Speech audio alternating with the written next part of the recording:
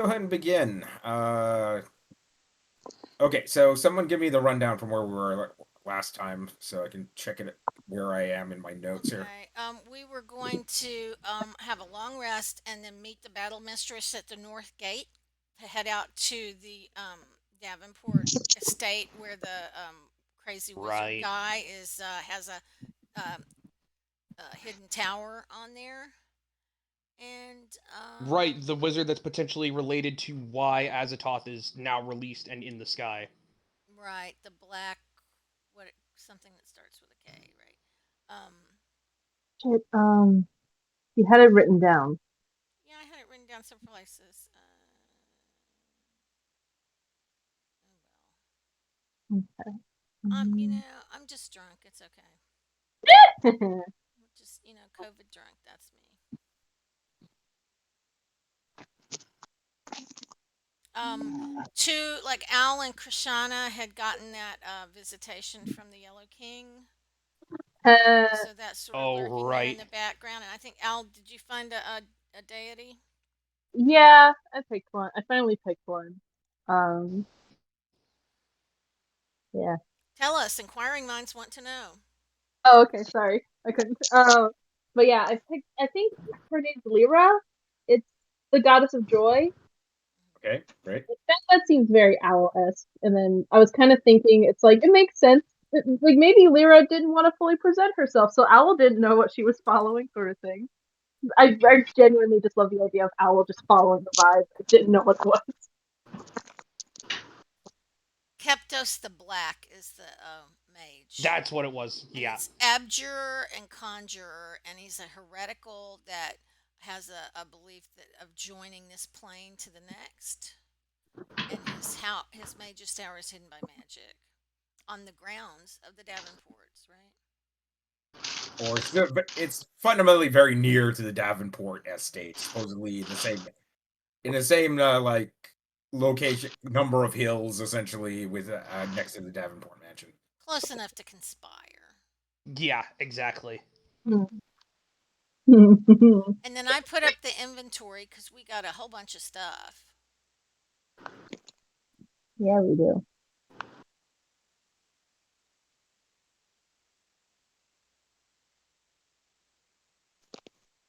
Um, And we're level 7.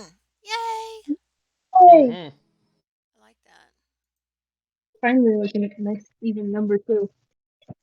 It's beautiful. Oh, so Lawrence, you were gonna check on that counter charm thing. Did we decide if that? It didn't You look just like it take takes a it, slot. it has no limit. You just have to take an action in order to do it. So, Okay, that's awesome. and it gives advantage on any sort of check against those powers. Right. So it's being frightened or charmed. Yes. So that's timely.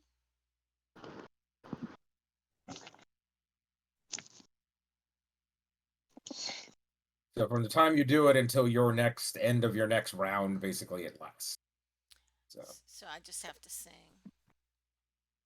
yep. I have a song picked It's so good. All right. You head to the northernmost end of London, just before the Greens. There's a sort of, it's not as impressive as you would think it would be. It's just sort of a low cobble wall that's maybe only about 7 or 8 feet high. That sort of like delineates the northern end of London. It's like it hardly would keep goats out, much less basically determine smugglers or people assaulting the city. But then again, it's been centuries since London has ever actually had to fend off a siege. Uh, you sort of head up to a smallish guard station with a uh, red-coated armsman, like standing at full salute with a bear hat and his rifle shouldered to held to his shoulder, like with a uh, a bookend version of himself, essentially standing at the other side. A a sort of wizened female guardsman that basically sort of sits significantly more slouched in her, sitting on a chair. It's like, "Oi, what's all this lot?" It's like, you're heading out to basically suppress a monster invasion or something? This is the guards. The guard, basically, one of the two guards at the gate. Oh, We're working with the battle mistress. She should be along shortly. I think she has Battle something mistress for us is to do. there. She's like, she sort of just looks down. She has her helmet tucked under her elbow at the moment. It's like, we do the God's work. It's like, unless you have something to say, useful or constructive, keep it to yourself. I love her. he's so good. Like, all right, welcome, free agents of the crown. What are you ready to do the God's work today? Aye. Absolutely. Great. Let's be off. Right. Everybody load up into the wagons. Let's head out. You arrive, there's a pool of about 10 wagons, loaded to bear with paladins and priests. You sort of tuck yourselves into the last wagon that they have set for you. There's a sort of young priest and 2 young paladins, 1 male, 1 female paladin. They're really green. they're like barely above, basically out of their teens. Their armor doesn't fit very well. Oh boy. They're looking at you. It's like, are we gonna fight vampires? That's the hope. It's like, well, you look, you really look ready for battle. I'm not so sure about this. It's just like, I just signed up, just got out of Vespers lately. It's like, I don't know if this is really, is somebody gonna look out for us, greenhorns? It's like, We'll certainly try. it's like, This is the best. the priest who is a little bit older, is like, look, son. Nothing bad's gonna happen to you. At worst, you're gonna guard the wagons. No one's gonna put you on the front lines against vampires. It's like, I was looking to at least hopefully see a vampire. It's like, well, if you see one, it's gonna be in your face, and you're gonna have to fight it. So, you better hope that doesn't happen. Yeah, I don't He's think right you about want that. to tag along with us. We're not going to be in the safest place, I don't think. Yeah, that's true. Well, I was hoping to see some action. The female paladin, the young female paladin, who's also very much a greenhorn, and just sort of is looking at him, looking at you, and looking back at him, and kind of shrugs her shoulders and goes, "I'm hoping to live a good long life and become a senior paladin. So, like, I'm hoping you folks will guide us and not get us killed, because we've been assigned to you." Oh, Well, use your okay. best. It. If that's what the battle mistress wants, that's what we'll do. We'll check in with her and make sure. Okay. But part of it is battling the evil and doing the God's work, and another part of it is healing the people who've been injured battling and doing God's work. So you have a couple of different things to do. All right. Well, you'll be in charge of us, and we're supposed to help you out. So, I'm in your care. So other than that, we were told to get a good nap on the way over there, since it's going to be a good 6-hour journey. Ooh, yeah. All right. So she sort of flops the visor of her helmet down and tries to get comfortable in the corner. The priest sort of pulls his habit down over his head, and the young paladin has is furiously trying to sharpen his sword. The rest of you are basically just like, whatever. I'll play a Yeah, little lute yeah. to nod him off. That'll be fun. Yes. Like, as the as the camera pans away and you can hear the sounds of loot emanating from the cart as you have a sort of bumpy carriage ride all the way over to the Primrose, Penrose, the northern estates of Duke Penrose, of Nottingworth. You arrive in the Penrose, in the town of Penrose, maybe about 5 hours later. The sun is shining. The bluebirds are singing. There's ripe wheat in the fields. It's sort of late fall at this point, and everybody sort of has a jovial mood as is close to the harvest. It's pretty close to the harvest festival at this point, and there's and Beltan is just right around the corner. So it's a time of celebration in the harvest. There seems to be people, villagers out in their Sunday best, as it is Sunday. Aw. The kids are waving at the paladins and trying to seek favor and trinkets and coins from what are obviously relatively well-to-do individuals, basically from the church. Some of these kids come up to you. Hi there. Do you have candy and coin for us? Essentially, Dirk will throw some Grab some coppers. Yeah, Dirk will throw some coppers. it's like they basically, like 80% of them get caught. The 20% that doesn't basically causes a mad scramble, and just like that, as various kids are basically holding their coin shinies in the air and running away, going wee, and laughing and cavorting in the streets. The column is basically brought to a halt in the center of town. The battle mistress tells everybody to get out of the wagons and take a break and stretch your legs.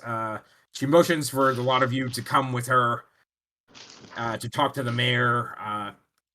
You arrive at Burgermaster's Orland's sort of larger house.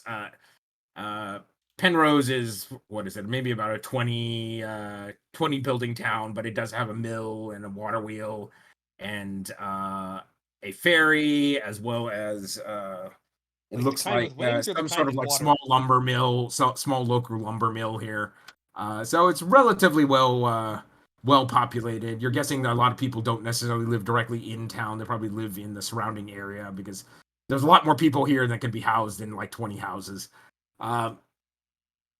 Burgermeister Orland is a hefty older gentleman, basically still powerful. Probably worked the lumber mill or the flour mill at some point when he was younger. It's like his clothing is simple and utilitarian. It's like in browns and grays. It's like, welcome to Penrose. Like orders of the church. What brings you by here? It's like I'll let these fine individuals explain. It's like as the battle mistress motions you forward. Do we want to see if we can detect if he's under a thrall? Sure, you can do a quick detect magic on him. And the answer is yes. The answer. Okay. You have like dregs of fairy dust left at this point. Probably enough to basically de-enchant maybe about 10 people. But you also got another day's travel to the Davenport mansion, so you may want to just use the spell magic at this point. Oh, okay. So I'll have a chance to recharge again at sunset tonight. Yes. Okay, yeah. So I'll use the wand on the mayor and whoever is around him. Okay. You get the mayor and his surrounding family effectively. So he has like 3 kids and a wife. The mayor, his attitude and demeanor don't change at all once you dispel him, but you're assuming essentially at least he will be able to tell you forthrightly if information about the Davenports without basically suddenly getting amnesia. And he won't be sending messages to them. And he probably won't send messages back to them, though. That being said, there's probably enough of the charmed around town to where that's probably a foregone conclusion at this point. Hmm. Unless you're going to basically send the paladins out to go keep people from leaving town. Which you do have enough people for, by the way, so you may want to consider that. Hmm. Yeah, So I do asked the battle you talk to mistress. the battle mistress about doing that at this point, or not? Yeah, Yeah, why don't we How talk to her excited. about that and see if they, because if we're going to stay over tonight somewhere, then maybe they can do some dispel magics too.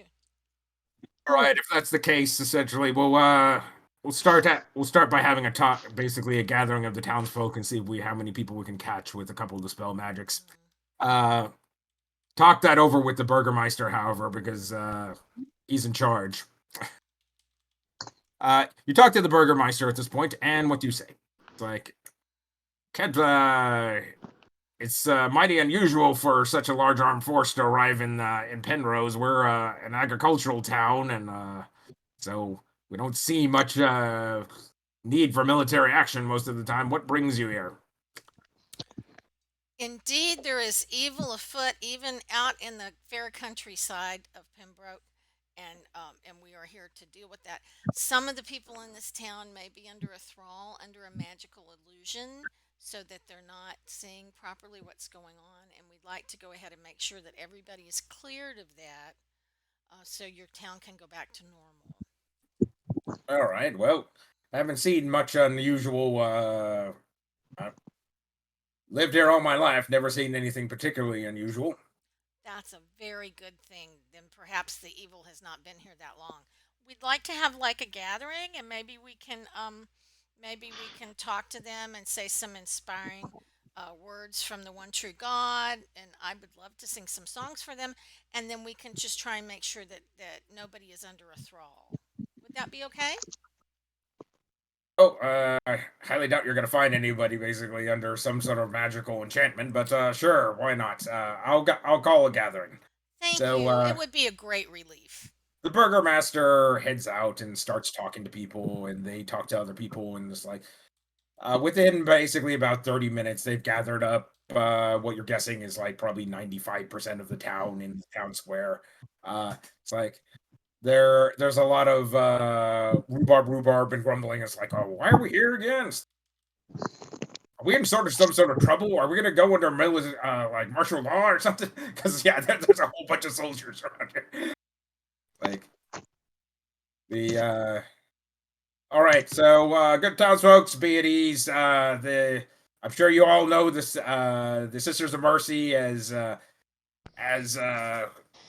champions against that ward us against evil.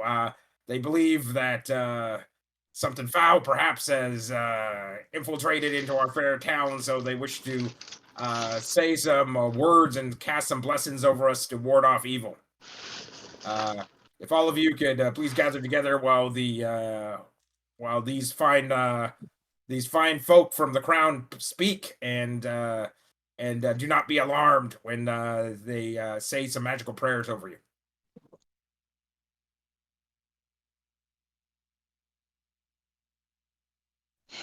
Okay, the everybody's going, okay, well, whatever. As they sort of they gather up and basically looking at a lot of you expectantly. He's Oh, gonna. is the battle mistress not going to say something about the one true God? Mister says we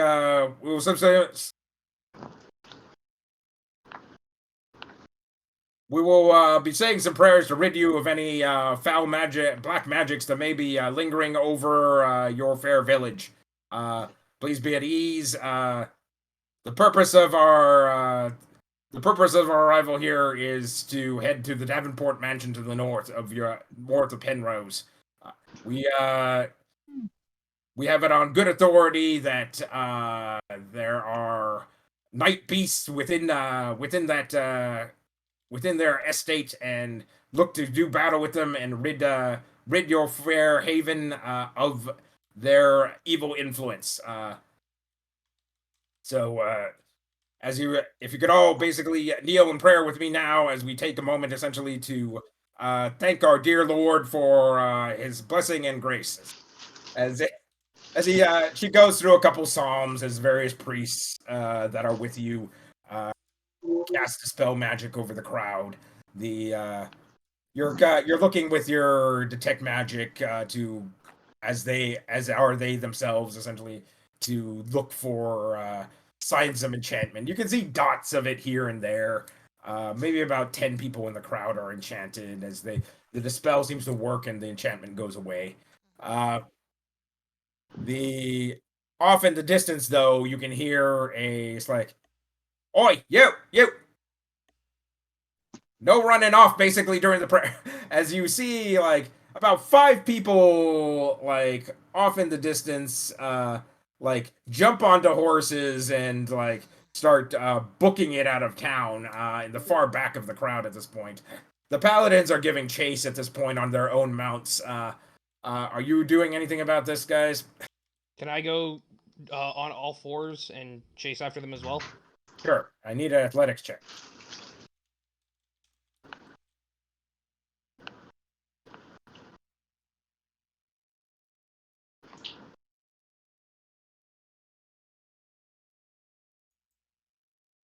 Working on it. Give me here. I'll just use or D&D Beyond. Can Dirk grab a horse? Yes, you can grab a horse. You have a whole bunch of remounts already ready that are 17. Simply tied up at the moment. All right, you make your way up to the the rearmost. You try to leapfrog all of them and get in front of them, or try to take out the lead guy, or you're just going to take out one of the guys in the back.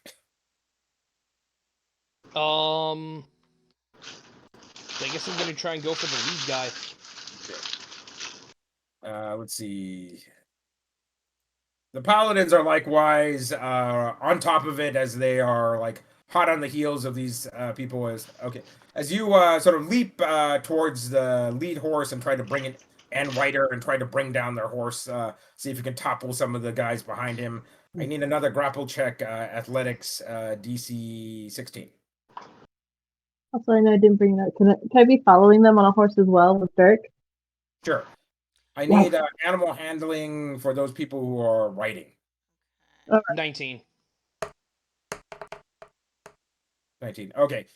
You drag the leading horse to the ground, causing the two horsemen behind him to topple. So the two other riders in the back, sort of one peels off to the right, one peels off to the left. The paladins go after the one on the right, and like maybe one of the paladins basically heads off to the guy on the left. Okay, so those who are riding in chase, essentially, right or left-hand guy. I got a natural 1. I got a 3. I got a 14. Is that good enough? That's good enough. So, okay. So I'll go after the guy on the left. Guy. There's the left-hand guy basically has only one paladin chasing, and the right-hand guy has like 4 paladins chasing. Yeah, I'm gonna go after the one on the left, and as soon as I get close enough to deploy Mage Hand, I'm gonna make it seem like it's a fly biting the horse, like around its tail, to get it all agitated. Okay, well, you could just try to grab the reins and try to like jerk the horse aside. Well, we could do that. What would that be? Could it be acrobatics? Well, it's since it's your mage hand, I need mage hand. Okay, sure. Okay. Arcana or sleight of hand. Okay, we'll do sleight of hand. Well, that's a nat 1, so I get to roll that one again. Okay, very good. Thank goodness. You're so grateful that I was a hobbit this time. Oh! 24! Okay, no problem. You grab the reins with a solid yank, and the horse basically rears up and dumps its rider directly into a pile of bushes. The 4 paladins on the right manage to grab the reins of the other rider and bring them to heel, and the whole sort of messy tangle of horse bodies, and Mack and the riders are all trying to groggily stand up at the moment as Mack, being resistant to most physical damage, gets up way faster than they do, and like knocks them all out. Thanks, Mack. You sort of tow all these 5 individuals back into Back town, inside. get them dispelled, and put them and get them sequestered away in a barn for interrogation later. There's a lot of comments. It's like, oh, it's like.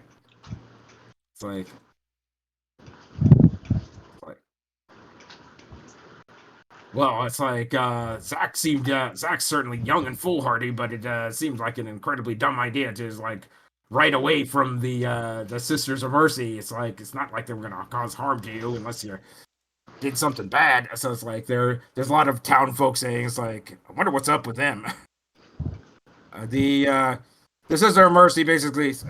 Thank you all for taking this moment essentially to ward evil with your prayers with me and the Sisters of Mercy. You may disperse to your normal daily duties. Please be in touch if you see anybody acting out of sorts. These like we will be on guard for the next day while we were here. So please be at ease. Essentially, we will not interfere in any of your other daily business, but we ask that you not leave the village for the next 24 hours. Okay, so the Sister of Mercy Battle Mistress shows up with you in the barn at this point. There's sort of like 5 individuals that are tied up to, shackled to various posts inside the barn at this point and sat down. Like, all right, you lot. Like, what wild hare's ass that got up your ass that you thought you basically needed to run from us? Like, Zach, who's obviously their leader, this sort of young red-haired kid, maybe about 18, 19, goes like, well, we were supposed to report to the Davenports if anybody unusual arrived in town, so that's what we're doing.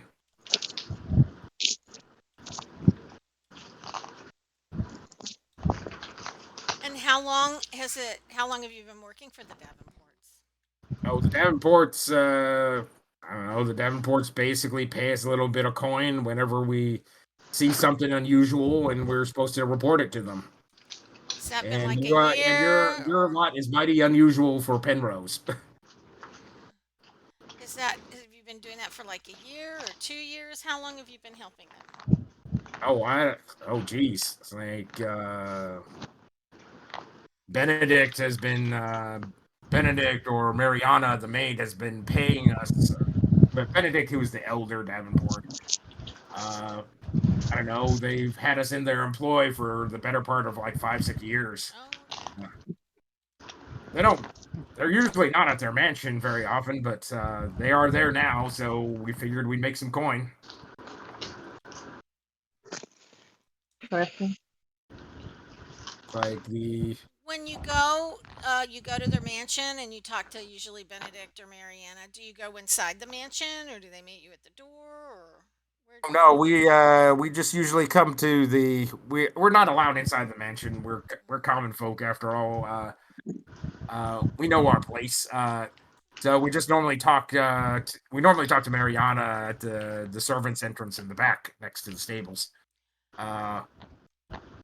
We ring the bell. We ring the bell 3 times when we arrive, and wait for someone to come and greet us at the servants' door at the back of the mansion. Nice. And have you seen anyone else there besides the Davenports and Mariana? Oh, they have. I don't know. It's a large estate. They have at least 20 or so servants that serve them. There's a mage, Keptos the Black, who has a tower around here somewhere. Have you? Yeah, the crazy Greek. He's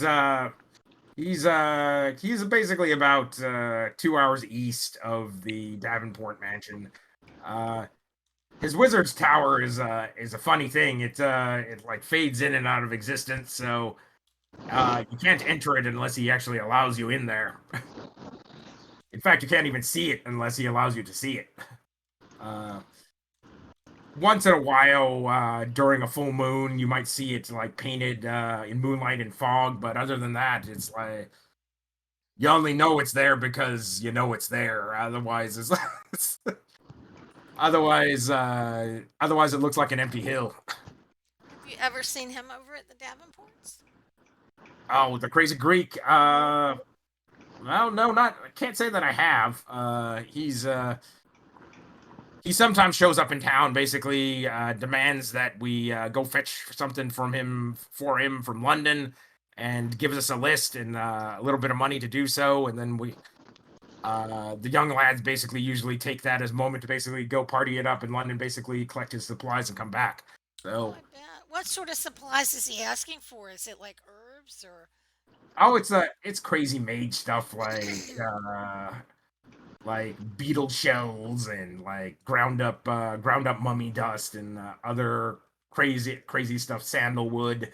uh it's never the same thing twice, and I never understand why the things mages want. It's like, seems like rubbish to me. Does he ever mention what he's using it for? Or does it? Those of you who are familiar with magic all recognize these as spell components mainly, or reagents for research in magic, silver dust, sand from a beach. That's that sort of the eye of newt, like a live frog. These are all. Yeah, it's like so. We normally go fetch this stuff from the mages college, and some of it can be like if it's tadpoles, we'll go fish it out of a pond for him, that sort of stuff. That was my next question: is where? So the Mages College sounds like the right place to be, and they were familiar with him. So we're familiar with the Mad Greek. He's seems mostly harmless, mainly keeps to himself. Does he come in randomly, or is there like a sort of cycle to when he comes? Oh no, he completely random. It's like we might not see him for months sometimes, and other times basically we'll see him like 2 or 3 times a week. So it just depends on whether or not we call him the Mad Greek because he is loony. He's talks to himself, talks and whispers to himself all the time. It's like holds full conversations with himself on the regular. So he's loony as the day is long.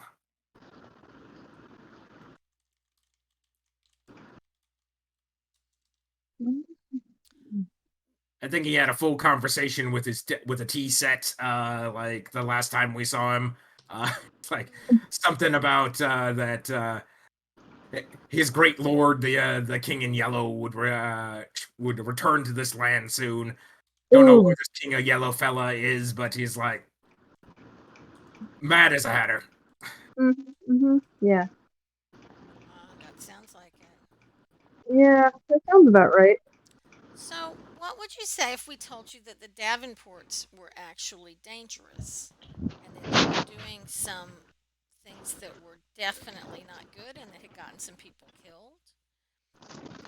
I don't know, wouldn't surprise me, but it's like no one's disappeared out of Penrose, so it's like I have to assume they're mostly harmless. Well, yeah, but a lot of people have disappeared other places, and this is where they're from.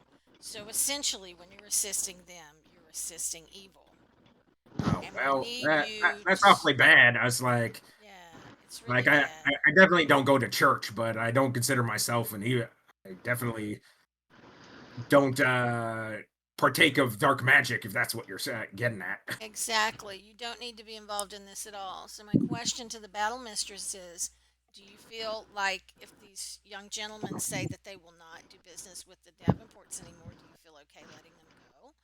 Or what do you think that we should do? This goes, well, they're no longer under direct enchantment by the Davenport, so they seem to be forthright in what they're saying. I don't sense any deception in them. The Zone of Truth hasn't detected any deception in anything they've said so far. So, yes, I feel it's relatively safe to cut them loose at this point. Now, So- we obviously need to be about our business quick, like the Battlemaster whispers to a lot of you. We need to be about our business quickly at this point. The longer we stay in here, the more likely some informant is going to inform on us. So Mhm. I had thought we would basically at least spend this amount of time in town, essentially, to stretch our legs and get some sleep in a bed before we headed off to battle tomorrow. Maybe we should go closer to the Davenports and camp somewhere. Well, that seems a reasonable thought, but this it's either field rations out in the moors, which are going to be cold and wet, or basically a roof over our heads here, basically. Okay. Well, I think we've managed. If we take some shifts, we've managed to keep anybody from leaving so far, unless they're scrying somewhere. Well, that's a possibility, but we also have priests here looking for that eventuality, right? So either way, essentially, I think I would prefer the troops essentially get a good night's rest essentially before we go assault the mansion tomorrow. That seems quite reasonable. Otherwise, we're gonna spend a night in the cold hills, and everybody's not gonna be at their best tomorrow morning. Yeah. That seems Did we bring reasonable. any like cannons or anything like that in case they have walls that we have to breach? No, sorry. It's like like that's the purview of the military, essentially. Well, and remember that Cannons are there's outside of my budget. those two innocent boys are being held there. So if we go in with munitions and blow up, we might hurt them as well. Well, that's not to say I didn't bring bombs, but just like Well, but we want to be careful how we deploy them. So we successfully scried on those boys before. Perhaps before we go in, we should scry again and see if we can determine what part of the house they're in, so that if we want to do some bombs, we do it in the other part of the house. They may have other prisoners there too. well, that's your purview. You've got scrying materials. Priests normally don't dabble in that stuff. So, Okay. all right. So I'll put some guards outside.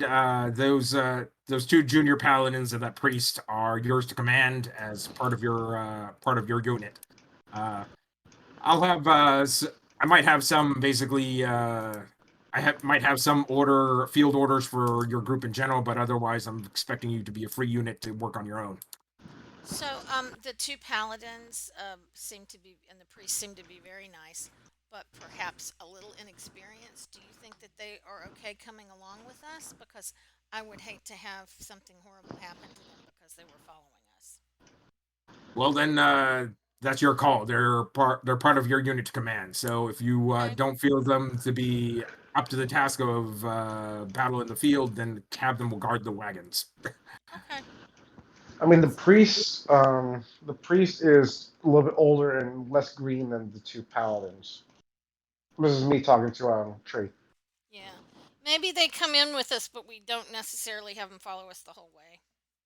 Mhm. That's fine. You can have them as runners, run back messages. The priests have all basically taken time to memorize sending to send back any information that you may have. So, i.e., they have the sending spell available to them, so they can deliver messages. That's good. If nothing else, maybe they can stand in the back and heal us as we get whacked down. Okay. All right. You spend a relatively pleasant evening. They don't have a lot of like actual.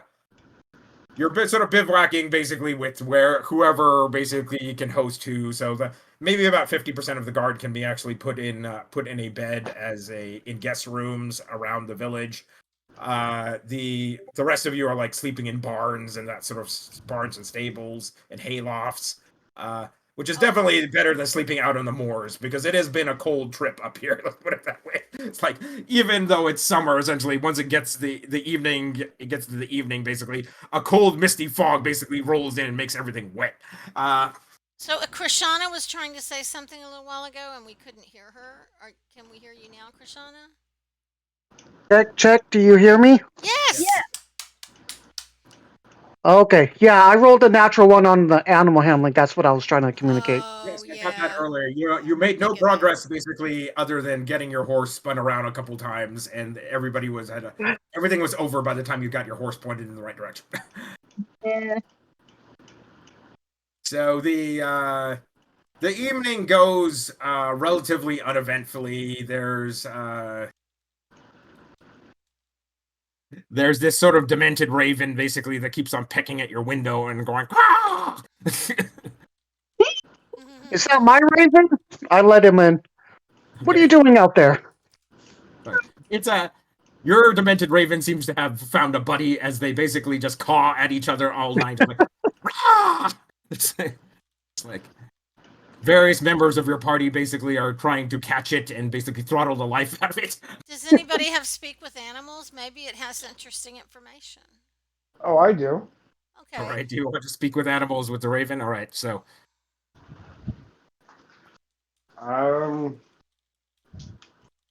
What should I ask it? Ask him if he knows about the Davenports. Okay, yeah. sorry. It's like you looks at the raven looks at you. It's like looks you up and down. It's like funny looking Ponzi Alpha. I'm not telling you anything. You see, I'm very happy. I'm one tough bird customer. You're not gonna get any information out of me. I'm going to singe its wings slightly with Sacred Flame. Okay. Aw.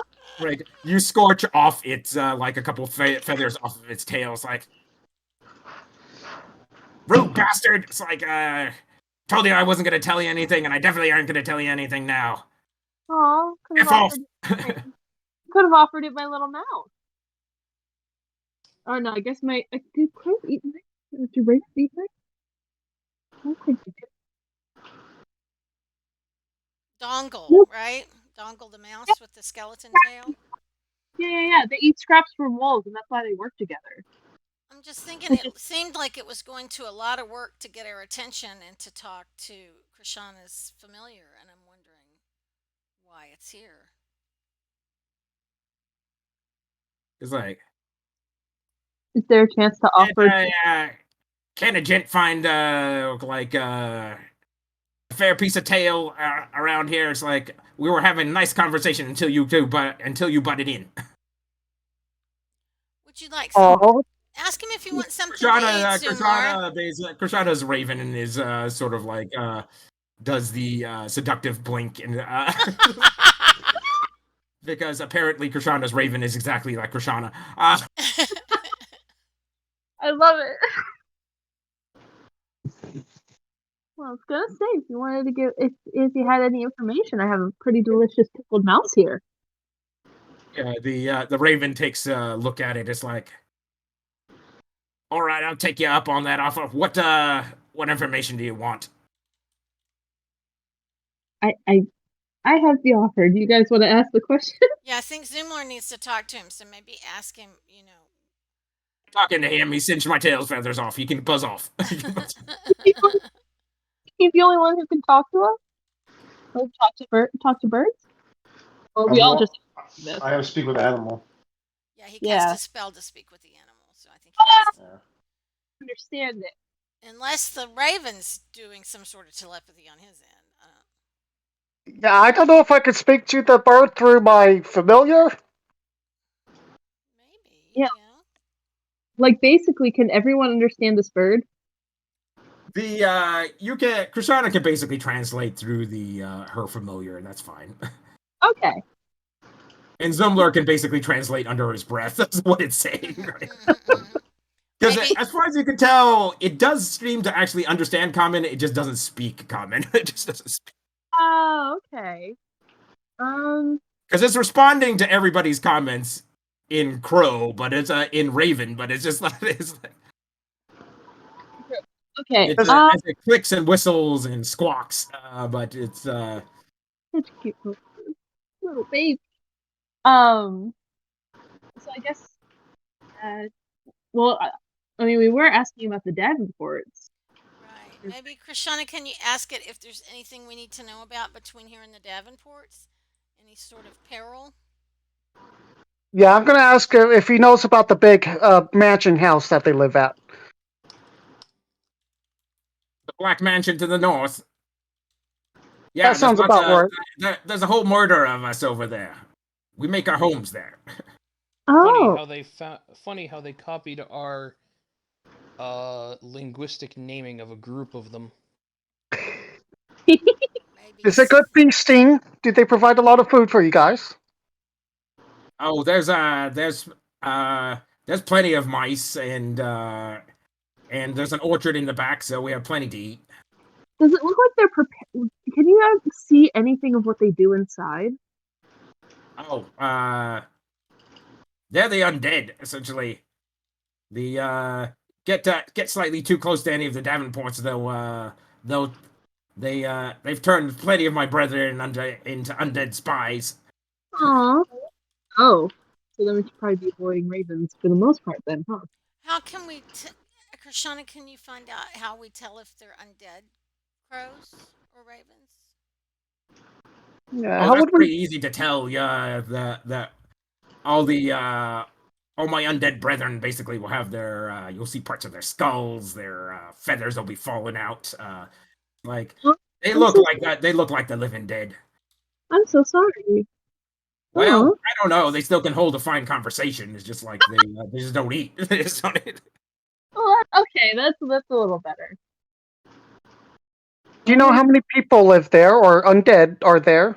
Oh, it's like never did quite learn my numbers. Like it basically holds up like 10 feathers twice, so it sort of confirms there's about 20 individuals at the mansion. Okay.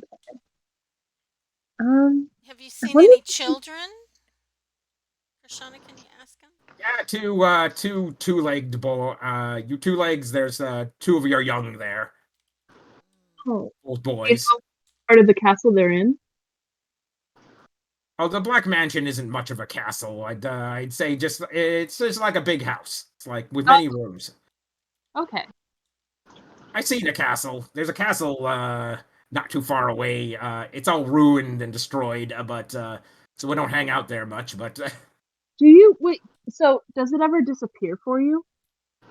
oh no! If you're talking about the wizard's tower that does disappear, uh, we hang out on top of it every so often. Essentially, if you're directly above it, you can see it. If you're from ground level, there's no way of seeing it. Dang, I'm wondering if like we can bring this little crow friend if I just if I'm like hunting mice every once in a while. How would that sound? Would you want to follow us along if I'm hunting mice for you? If you're gonna feed me, sure, I'll follow along. Do you feed him the undead mouse at this point? Yeah, I can hand over the pickled mouse. Or if he You hand wants over the some pickled of our mouse. dinner. I mean, The raven basically sort of like rips off its head and like starts picking it apart like a raptor does. It's just like it's kind of gross and messy. As there's like long stringy bits and paws and, and feet and a head being ripped off the body. It's like everybody's going, oh, that's kind of gross. The raven doesn't seem to mind. It's You're like like, okay, you notice some sort of like weird monstrous transformation happen to the raven as it grows like 50% bigger. oh my It's god. it's it gets like a second set of eyes above its current set of eyes that sort of glow green. Its talons become longer.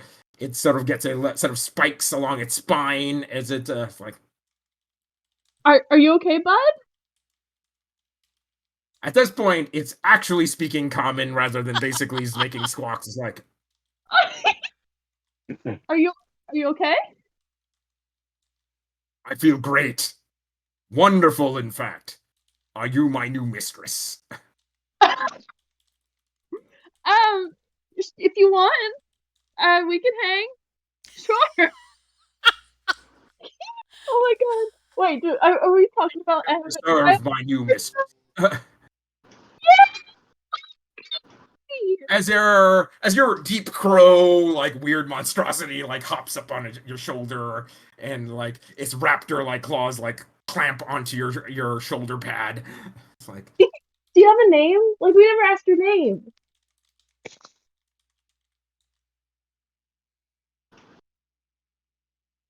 I am Whisper.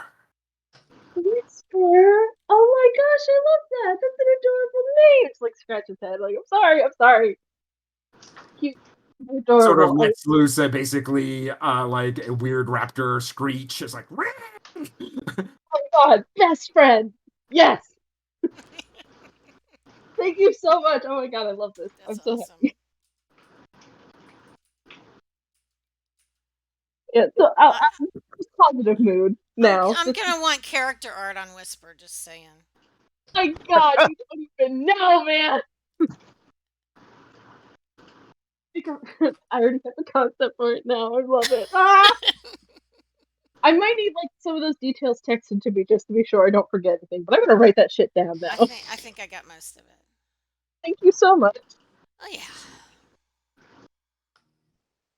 I'm happy. Okay, I'm sorry. I don't know where to go from here. He Just that. seems like a good bird to have on our side. He can talk to the other crows or the other ravens at the top. The murder. Yeah. And you gotta look out for the undead ones, Mm-hmm. spies. And he and Krishana, what is your raven's name? God, I love that. I'm saying that. To ask my Raven's name what her name is. And I squeak it back to you. Sorry. And in common, that is squeak, squeak, squawk. I guess squawk works. Okay. Fuck. Who's weird fuck? I love that. I have that art saved now. I'm going to be trying that. I'm so happy. I turned off for a second. I'm sorry. That's going to be an interesting night for you tonight, Raven, and I'm going to pet her. Okay. So do we want to scry tonight on the boys and okay, see where so they I need I need an Arcana roll for whoever's going to scry. So I think Protection Krishana. of... Okay, so I want to give her bardic inspiration, and I also want to cast counter charm. And I will cast guidance. Casting protection from evil. That too. Yeah. protection of evil will help. Like the bardic inspiration and the guidance aren't going to help mainly Oh, because okay. this is like the duration of scry is like tens of minutes. So it's like Okay. it really is not one roll. It's basically a lot of rolls over a long period of time. So- I don't have the scry spell, so how am I scrying? We have scrolls. We had 3 scroll because I had the inventory, right? I went and did the inventory. So we Okay. had 3 scrying scrolls. We used one of them when we were at the inn, and that was when we saw that the boys were alive and at the Davenport country residence. And they were in with the young woman Davenport doing something like All right. living room So looking thing. I'm doing Arcana check. yes, do an Arcana check. Does counter charm help her? I think that lasts for an hour. Counter charm. You basically just can continue to play basically and give advantage on any charm or fear check as long as you want. Okay. As long as you play, basically everybody's basically highly resistant to charm and fear. I like that. 14. 14. Okay, so let's see. Protection from evil and counter charm are both working at this point, so I will give you advantage on any resistance rolls you need to make for bad stuff happening along the psychic channel on the way back. Okay, so you're trying to lock in on the twins at this point, the 2 brothers. Yes. So, Okay. All right. The first attempt doesn't go very well. The you basically bounce off basically some sort of ward over the Davenport mansion as you're basically sight beyond sight, like scrolls along the hills and then bounces off some sort of invisible barrier. You figure you can overcome it essentially, but the first casting goes to waste. okay, so we have one more scroll. Yeah. What's the end goal here? Alright. To make sure the boys are still there and see if we can tell what part of the house they're in, so that if we bomb the rest of it, maybe we don't blow them up. And that's the other thing is you don't have an actual layout of the mansion, so it'd be a good idea to get some pre-knowledge of the layout of the mansion. Absolutely. So you don't end up having to bumble around the mansion looking for the boys. You can just go directly to where they are. So we didn't get any of that from the city records. We just got the location of the. No, they you just have that they own this estate. The actual plans are nowhere to be found in the city records. Okay, do you want to dedicate the last scroll to this effort, or are you giving up at this point? I would vote to try again. What do you guys think? Yeah. Other we thing is, could. you also have familiars. You can always send your familiars to try to go scout the estate and then report back. So, And I could see through my familiar's senses. you can only up to about 100 feet. So you actually have to be relatively close. So this is more along the lines of send your familiars out on a mission and have them report back. So. Yeah, I forgot about the distance. That's correct.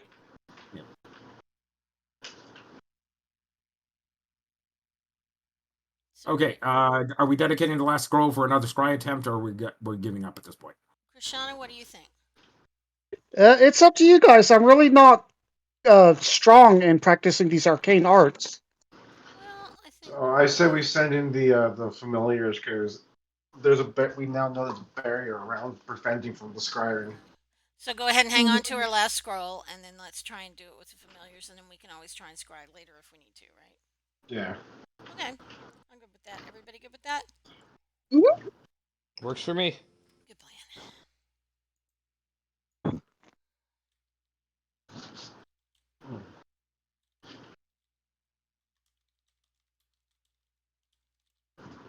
Okay, so whispers in Owl's ears like, "Feed me flesh, and I will do your bidding." Yeah. Well, I mean, yeah. Do I want to like pick up some mice from the barn? Is that what you're asking about? So that's fine. You grab a mouse, and it sort of devours it like messily, and as it chomps it into like small bits, and basically like raises its beak and basically gulps them down in large chunks. I'm gonna have to teach you some table manners, aren't I? Would it like any like strips of beef or anything else that we might have from dinner? You have some leftover stew from a nice a little old lady that dropped some off at the barn you guys are staying at. You're sort of feeding it chunks of meat where it's just like you notice it bites the tines off your fork and it's going. I need to be careful not to put my fingers next to this thing's mouth. I need to.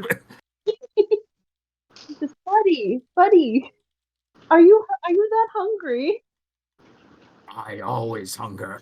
As everybody is going, it's like your new friend is super creeping me out. So I was going. He's friendly. He's friendly. He's a baby. Just a baby. As its eyes glow like some supernatural green. That's just like As long as his name isn't Seymour and he doesn't want to eat us, I'm okay with him. All right, you send off your two familiars. What are your commands for your familiars? What in particular are they looking for? Under what circumstances should they return to you? Where the boys are. Where are they sleeping and playing? Okay, I guess one to do the layout. Find the boys. Do the other one to other find the information boys. you want them to find. You can give them effectively like two clear commands, and they should be able to follow them. So find the boys, and then find a safe entry point. I guess maybe. That sounds good. Yeah. So. All right, so both of you roll me 2d20, and we'll see how your various ravens do. All right, let me get on there real quick. And just a normal d20. Normal d20, yes. Okay. Cool. Higher is better. 17. Yay! Okay. Right, so I need both rolls in this case. This is effectively two search rolls across the mansion. One is a stealth and the other is a search. I got a 2 and a 6. 2 and a 6. Okay. Krishana's raven sort of like gets distracted by another handsome raven, and they get to talking, and it's like, And that is effectively what Krishana's Raven eventually reports back. It's like there's a lovely murder of crows there. It's like led by a handsome raven, and it's like, what about the mansion? It's like, oh, I forgot about that. That's God, Brody, that's it was beautiful. meant to be Al's friend. Yes. And then First thought Owl would have versus the one. and then she Whisper reports back. I have seen the two lads. They are in the second floor, third balcony from the right. If you are coming from the back of the mansion, it's like, Okay. wow, this guy's It's like, wow, you're my bestest buddy ever. Aw, And as it devours another mouse, and it's like, there is I have seen a back way on the back side of a hill in underneath a mausoleum. Essentially, there seems to be a tunnel there. The other crows say it is so. thank you so. This is so helpful, Whisper. I really appreciate it. You're a It good may boy. be creepy, but you gotta admit he gets results. All right. As all of you are going to bed for the evening, as like Whisper sort of like perched above Owl's head, basically staring at her. It's like as if waiting for her soul to leave her body. Should I be sleeping or should I be watching this thing? Like I think Dirk is whenever basically anybody is like, perhaps you shouldn't have your familiars, your new friend sleep over your bed. Is like, Whisper is like perched somewhere else in the room. It's like, I don't see the problem. It's like it's just like Al is oblivious because it never seems to be a problem when she's looking. So Dirk still got his song of creation for the day, so he's gonna make like a whole bunch of strips of beef jerky Okay. and give them to Al to ration out to Whisper. Okay. Dirk, I appreciate that. All right. I only So need 4 hours of sleep, by the way, because once Al wakes up in the morning, basically there's these strips of beef jerky in the shape of a pentagram, like balanced on her forehead. Wait, and just she's like trying to balance it to like see if she can look at a mirror and look at how well it's done. She feels it's a move. Well, by the time Al wakes up, basically she's sort of like you've gotten up basically and just wondering why there's beef jerky in your lap. Everybody else in the room is going, It's like, Thinking it's the bad sign. I was like, lovely art. Thank you so much, Whisper. Good boy. yes, mistress, it was indeed very lovely. What a happy bird. I love this bird. This is the best boy. Is that symbol any You say resemblance so, mistress. to the Yellow King? Oh, say again? Would I recognize the symbol any similar to like the symbol of the Yellow King? No, it's just like a simple pentagram made of beef jerky sticks on top of her head.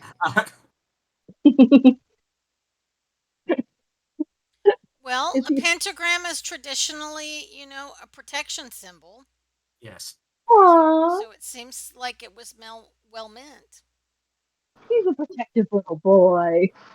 And she just like gives him like a scratch on the head, just like for being like, so lovely. You draw blood on one of these spikes sticking out of the back of its spine. It's like, ow. It's like, everybody else is looking at Whisper going, it's like, I didn't know things with beaks could smile. Like, that's like a universal sign of good. I'm so glad he's on our side. I love him. All right, so Al has her new super creepy familiar. Okay, so you wake up bright and early the next morning. The paladins are already up like way before dawn at this point. They've already packed the wagons and are ready to head out. As soon as the sun begins to creep up over the horizon, you talk to the burgermeister in the morning. It's like, all right, thank you for your fair town for housing our troops, and we will be. It's like, thank you for your being gracious hosts. We do not foresee being needing to partake of your town's hospitality again on the way back. So, thank you for this evening of respite. As this is the battle mister speaking. The Burgermeister's like, well, given that essentially no real harm has come to my fair township, except for some of our younger town folk basically getting a little uh, getting perhaps not showing as much trust as they should in paladins. We'll chalk that up to youthful exuberance. Like, good luck on your mission to the Davenports. Though I hope you do not find what you are looking for there, because that would indicate basically that there are ill times fated for Penrose. So he waves you like a shaky goodbye as you trundle off into the distance.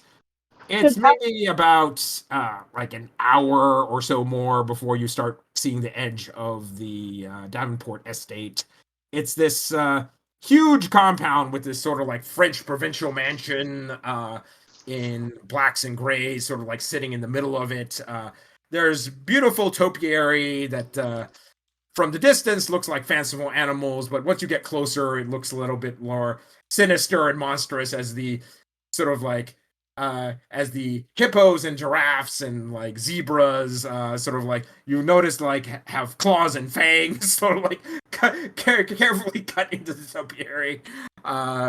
Some of the topiary, in fact, basically the leaves are missing to where it sort of looks like bare ribs and like and spines rather. Maybe there was just a little bit of blight there, but it's just like they look like undead versions of these animals. You're going, okay, that's totally freaking creepy. As you're sort of looking with spy glasses over another hill at this point, down at the mansion grounds themselves. You can see that there's a small graveyard with a mausoleum, like offset maybe about 100 yards to the back, down a hill. That is where Whisper said there was a secret. There's at least an underground passageway leading there, because Whisper said it flew down that passageway a little bit and talked to some of the crows and said that that passageway is about leads all the way into the mansion. In fact, it's directly under the scullery. Some of the other ravens have like snuck in there and stolen stuff grabbed a couple snacks out of the larder that basically lies at the end of that tunnel. And then the boys' room, essentially for the where the the twins are being held, is you circle around the mansion. It takes you another like 30-40 minutes to go circle all the way to the back of the mansion at this point. So you've identified the room essentially that they're in. Whisper is not basically one to basically easily be able to describe like the layout of a mansion, because it doesn't really get what the layout of a mansion is. It basically says there are windows, and there are windows and there are doors, and that's basically what it can describe. So there are 3 levels to the mansion. The 3rd floor sort of room on the far left side of the mansion, left corner of the mansion, is where the boys are at during the evening, at least when Whisper went and checked. So you can see various servants going about their sort of daily business, taking care of the grounds. There's at least like 15 of them basically taking care of the topiary and cleaning the fountains and brushing the walks. This morning, the fog and mist has not completely burned off at this point, but the grounds are clear enough, and by the time it probably gets about a 10 or 11, the mist will have completely burnt off. So it looks to be like it'll be a sunny day today with not much cloud cover. You don't see any of the Davenports out because obviously it's daytime at this point, so they're probably not going to be out and about. However, you do see some of the groundskeepers are awfully freaking pale, so they're your guess is like at least maybe half of them are the undead, like ghouls or perhaps vampire kin. And so that can still be out in the daylight, serving their mistresses and masters, but otherwise basically not affected by the sunlight. Let's see, what other stuff do I need to mention? There's a coach house, and what other stuff with a coach in it, with a large with a 4 very large basically Clydesdales type horses in black horses in pens, as well as a fancy, nice like purple lacquered coach. And there is what else is around on the estate? There's a sort of a large reflecting pond on the sort of far western side of the estate, and a small, basically a private garden with a pergola, like directly outside the back of the mansion, and there's a well next to that pergola. Okay, so that pretty much describes the estate. Other than that, there's sort of like winding paths that sort of head this way and that, and a long sort of cobblestone road, paved road, sort of leading up to the mansion itself and to the coach house. So, and that's in the front. So, okay, so that's what you got so far. The mansion itself looks like it's probably around like a 30-room affair, given the rough size of the mansion. Not including any underground basements or anything, but just above ground, at least 30 rooms, or maybe about 20 rooms, and maybe a large ballroom or like or entertainment area, essentially like a great hall. All right, so that's what you got so far. There's a large set of double doors in the front, 2 servants' doors in the back, one of which seems to be one of the servants' doors in the back seems to be open at all times, and you see people coming in and out of it all the time, sort of indicating it's probably the scullery or the kitchen. As like pots of water and garbage are sort of like tossed into like a midden pile every so often. So one of those doors is the one where the boys used to go and ring 3 times and then Mary. Yeah, so you see a bell basically at the front door and actually both at both servants' doors. So you're not quite sure which door the boys would have gone up to originally, but it's a good guess. It's probably the scullery door because all the servants come in and out of that all the time. Does it look like we could maybe pull some of the servants out of circulation without causing a big ruckus at the house? Well, given some of them are obviously like battle mistresses going, that pale one there, that pale one over there, that gaunt individual there, those are all some sort of ghoul. It's just like there's generally very little we can do to frighten the ghouls away. Let's put it that way. The humans maybe, but the ghouls very unlikely. And even the humans, if they're under the thrall of the vampires, which is likely they are, they will not react like normal humans to being threatened or frightened or fire. They will basically defend their masters to their death. Right. I think any of the humans under thrall need to come out of thrall, and I think any of the ghouls probably need to kill. That's the other thing. Essentially, these individuals might be very fiercely loyal to their mistresses and masters, regardless of being enchanted or not. So I don't hold out a high degree of hope. Essentially, we're going to convert any of these individuals to our side. So unless we charm them ourselves, let's put it that way. Well, there is that, but we know we're not going to convert any of the undead, so I'm sort of like maybe we should take those out so that we don't have to fight those at the same time that we fight the Will lords. turn the dead work on the ghouls? In the should. lair of the vampires themselves, that is a good question. Like it's likely our ability to turn undead will be greatly diminished. So we'll rather than getting probably about between all the priests we have here, bro. I could normally assure you we basically would be able to turn them all, but I would guess basically my odds on that being successful is probably about 50%. We might be able to get like 25 to 50% of them to turn tail and run under the light of the Lord, but given that this is their actual lair, that's the best we could do, or the best we could hope for. I mean, it's better than nothing. Well, that's true. So how do you want to... My take on this is we have more than enough people to simply assault the mansion during broad daylight at this point and take out of whatever they have, basically, whatever of these servants basically actually turn to face us and battle us on the grounds. their masters and mistresses must be in torpor at this point. I'm sure they'll try to. Some of them will try to get away, basically, and try to ferry them away. So I suggest we send another group in through the underground passageway to see, because my guess is that's where they'll be. And maybe Ferry we them disable the group down there, coach. basically, to cut off their escape. Yeah, maybe we let the horses go and disable the coach. Yes, during the assault, we can certainly do that. I can dedicate a team to basically take care of that. And I'm So, thinking you the want more us to, sunlight we let into the mansion, the better. Yes. Well, we'll take care of that as soon as. So I suggest my forces basically do the direct assault in the front, and your freebooter group basically go in through the underground and cut off their escape. We'll take care of my paladins and priests. Will take care of the coach and any of the servants above ground as we enter from the front in the back. Sounds like a plan. I like it. Let's go. All right. So I'm gonna go refill my soda at this point and be back in 5 minutes. Okay, I need a little break too. Great. Yeah, I actually need some water.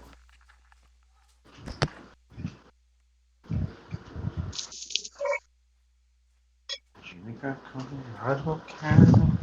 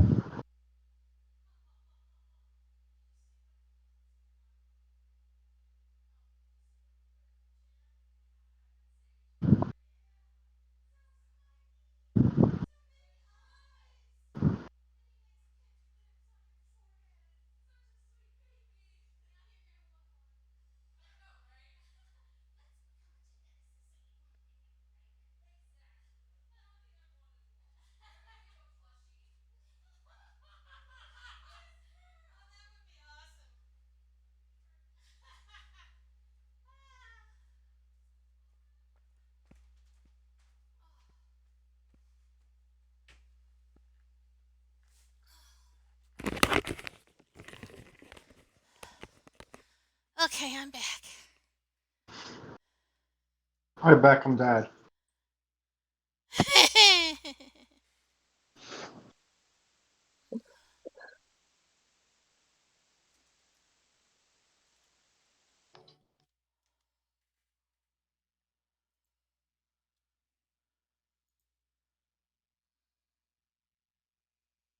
So how long once we get into the tunnel do you think it'll be before we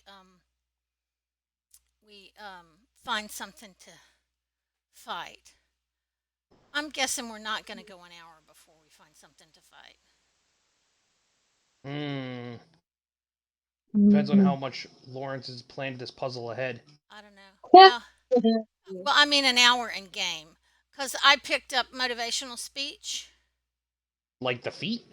No, it's a spell. It's a bard spell. You address your allies, and you can choose up to 5 who can hear you, and they get 5 temporary hit points and have the advantage on wisdom saving throws. If they get hit by an attack, then they have an advantage on their next attack roll. And once they lose their temporary hit points, then they lose all the benefits. So, Gotcha. Bard I is think- actually one of the few classes I've never looked into. I'm really liking it. Every time I try to decide whether to take another level of Bard or another one of Rogue, and I'm like, well, it really looks good. That counter Bard is charm literally a jack of all trades. That count. Well, and there's so many different colleges, but yeah. So yeah.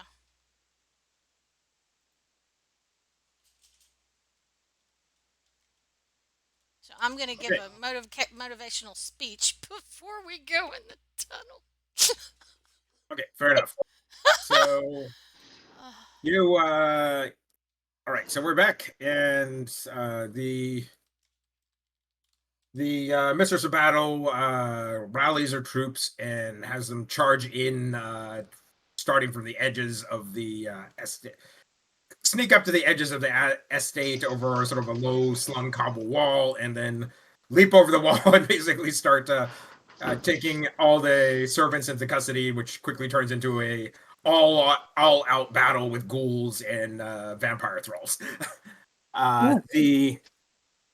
You can hear the loud shouting of spells, the clang of steel, and the hisses of vampires and ghouls echoing all across the battlefield at this point as you are sneaking into the tunnel in the mausoleum in the back. Sort of head up to the mausoleum door. There's a barred door made of iron bars here with a simple padlock on it. You're looking, do the quick. I assume you'll just have the detect magic up at this point already. Yeah. So you're sort of like peering around at the edges of it. There doesn't appear to be any magical traps as far as you can tell, but that doesn't mean there aren't any physical ones. By the And fact that it only has a simple lock, I'm assuming it's going to have physical traps on it. okay, but perception checks, and someone picked lock on the lock. So Perception. Let's see. So sleight of hand on the lock for somebody. Okay, I got a 21 perception. I can do sleight of hand. Okay. And that is a 19.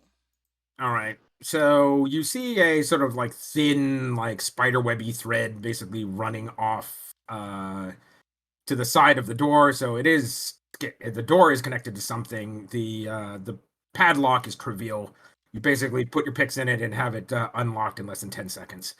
All right, so you could either basically try to set this trap off you could either try to disarm it by cutting the thread, or alternately just yank it open with a mage hand or something and see if you could just set it off. So what do you want to do?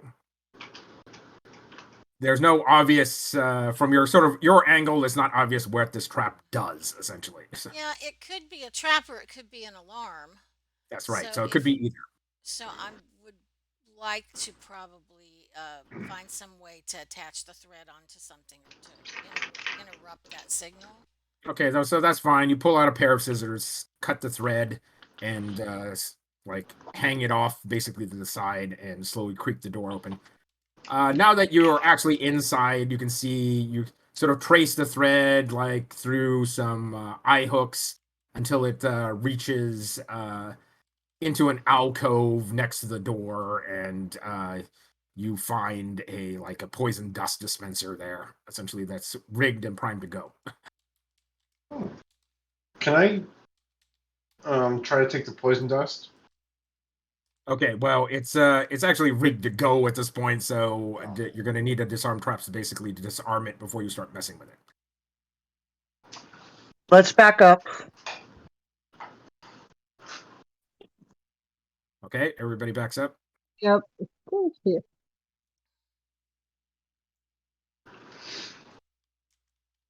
What do I need to do to disarm it? Okay, so you need a sleight of hand check. You also need a thieves kit. Do you actually have a thieves kit? No. I have a Can. thieves kit if you'd like to borrow it. It's not thieves can't. It's thieves can. Okay. Yeah. Okay, give it a shot here. It's a simple mechanical device, so as an artificer, you probably can figure it out. But okay, I'm a go ahead and paladin. roll. What is it? Intelligence plus proficiency. I thought it was a sleight of hand check. So yeah, just roll intelligence plus proficiency. You're because you're probably not very good at sleight of hand as a Paladin. Paladin. I'm actually better with sleight of hand than I am with intelligence. Okay. All right, give it a try with sleight of hand. Go ahead.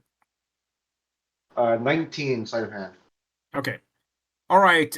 You carefully like stick the like safety pin basically back in its location and pull it out. Essentially, this is not something basically you want to be carrying around. You're quickly realizing this is not something you want to be carrying around on your person. It's like it has a hair trigger, and even disarmed, you have run an incredibly good chance of basically spilling poison powder all over yourself and you're like in your pack if you're trying to stick it in your pack.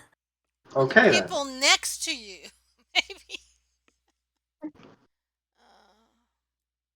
We had an immediate person. And likewise, this is not something you want to throw into the bag of holding because it's like poisoning all your food and other stuff. Basically, sounds like a bad plan.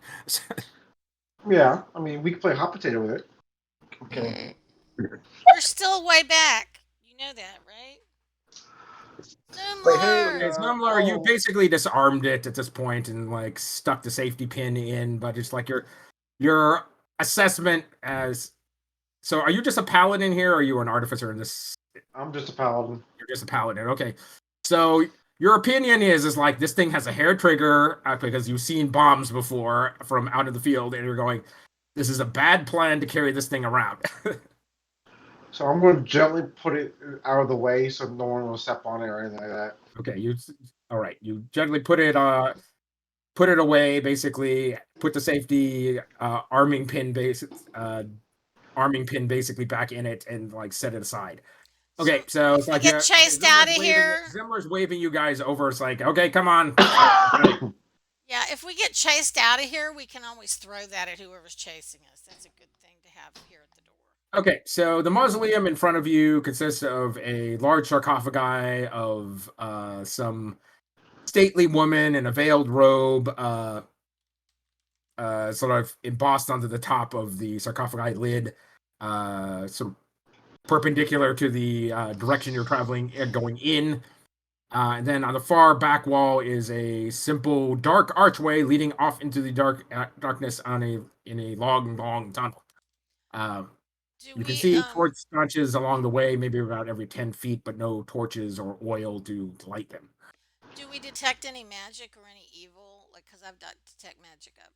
I'm thinking somebody Detect magic, there's some sort of like preservation magic over the sarcophagi, but that's it. I do have conjuration or evocation or some sort of defensive magic. It's something to preserve. It's something to preserve what's inside. So I have detect evil and good up as well. There is let me say you can just use your divine sense as well, but yeah, detect evil and good. Yes, there is an undead presence inside. So do medium power. Deal with this first while it's yes. Daylight. Open it up and stake the heck out of it with some holy water. Yep. Oh yeah. Okay. All right. You pull out the crowbars because this thing has an extremely heavy lid. Should we try and dispel the protection magic? Huh? Not protection magic. Yeah. Preservation, not protection. Well, preservation. Protection from the flow of time, but other than that. Okay. I misunderstood. It's okay. Okay. All right. You start. All right. Do you have a violent way of getting the sarcophagus lid off, or are you going to have to lever it off with crowbars? I'm going to take a big old sledgehammer just to break the lid. Okay. You start. This makes Thor's own good sound, unfortunately, so that's going to give away your position. So do you want to do that? No. Okay. A holy water mace wouldn't be any better. That part. Should I just try and set it on fire? Holy water mace out and ready to club any undead that basically get out of there. Oh Setting yeah. it on fire sounds like an alright idea. Well, but it's made of stone, right? So Yeah, it's encased in stone, so. Oh. so we'd have to. You can try to, let's say, like Thunder Wave it. Oh, never mind. Thunder Wave is another give away your position spell. So if you want to do this quietly, you're going to have to lever it off with crowbars.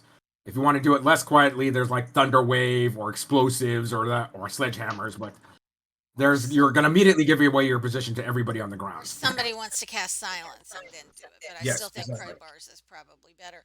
Do we see anything around that might be used to open it, like a crank or like let me investigate it. Is there anything that makes it look like it would be easier to open?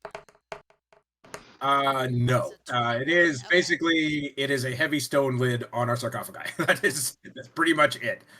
You can see signs of like a little bit of scraping around the edges where the sarcophagi lid has been moved, which you normally wouldn't expect. So it's like, which means essentially either whatever it is in there is strong enough to lift the lid, or alternately something does that for them. Okay.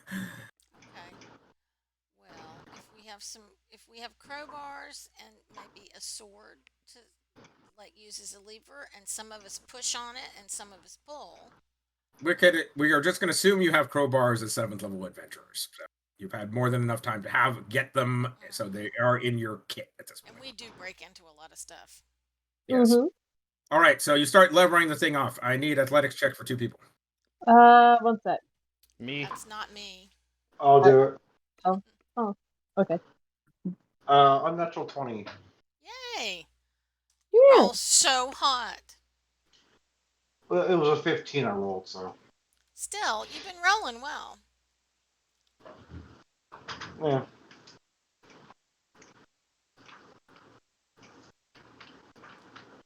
And then Mac, were you going to do the other one? I got a 17. Okay. All right. Sweet. The 2 of you basically get a good slam the crowbars in there solidly with a good smack to the back of the crowbar and lever the thing off. There's a audible like whoosh of air, basically, as some pressure differential equalizes as the sarcophagus lid slides off enough to reveal the serene, translucent, ethereal face of a beautiful elvish maiden, like covered in a veil, perfectly preserved, and probably also really, really dead, because your detect evil is saying like that is an undead. Evil. As you see, like this wispy and ethereal, ghostly form of this elvish woman detach from her body, zoom up into the air, and everybody's ready for this. So it's like, what does everybody do? We'll start with Al, since Al was ready to club something. Okay, yeah. All right. I guess if she's about to strike, I probably should strike with the mace, huh? Yes. Yeah. So I rolled to hit. Roll to hit. You have 2 attacks as a paladin of 7th level. So roll 2d20. So I got the first one's a 26. Okay. Okay, there's 1 hit. And then there's the other one's a 14. Okay, the second one's a miss. All right. It's wispy form, basically eludes you on the second swing, but you definitely connected with it on the first one. So roll 3d8 and then plus whatever smitiness you want to put in there as a paladin. Oh, 3d8. Okay. Because 2d8 come from the holy water and which is now used up effectively, and 1d8 comes from heavy mace. All right. Perfect. Rolling that now. I got 14. Okay, and then add your strength bonus to that. And do you want to put any smite into this? As a Smite her! Smite her! Smite her! Will it cost a spell? Yes, it costs a spell slot to smite. Yes. Okay. Well, I guess it would probably be a good idea. I don't All right. think. Roll an additional 3d8. Oh, and use the 1st level slot. Okay. So. That's just at 1st level, though. All right. So I rolled another 3d8, which got 11. I haven't added my strength bonus. 25 plus your strength bonus at this point. What is your strength bonus? My strength bonus is +4. Okay, so got 29 points of damage. Okay. You blow this giant glowing white hole in the middle of this elvish maiden's chest as she lets out a audible all right. Zumlar. Let's see. I'm going to attack as well. I'm sure if I have any spells I'll actually do double damage to the undead. Other than smite. Smite is all you need. I just smite with like joy. Because Owl's whole thing is joy now. So just joyful. Alright, yeah, I'll use smite. Hold it. I'll double the smite, so 2 smites. Smite squared even. First one is a 23. Hits. And holy crap, the other one's 24. Wow. Nice. See, you're rolling well. We need to go to Vegas, dude. Another one.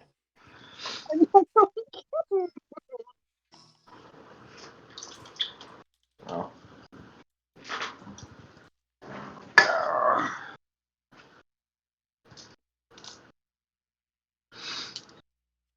Let's see. Hey, just give me your total damage. So that's what? 1, 2. That's what, 68? Holy moly! Oh, Oh. Is that 68?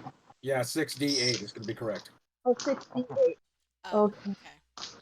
I thought it was 60. Oh, it'd be like, Yeah, I thought it how? was 68. I was hearing dice and then 68, and I thought, oh. 69 years? No, 629 years. 28.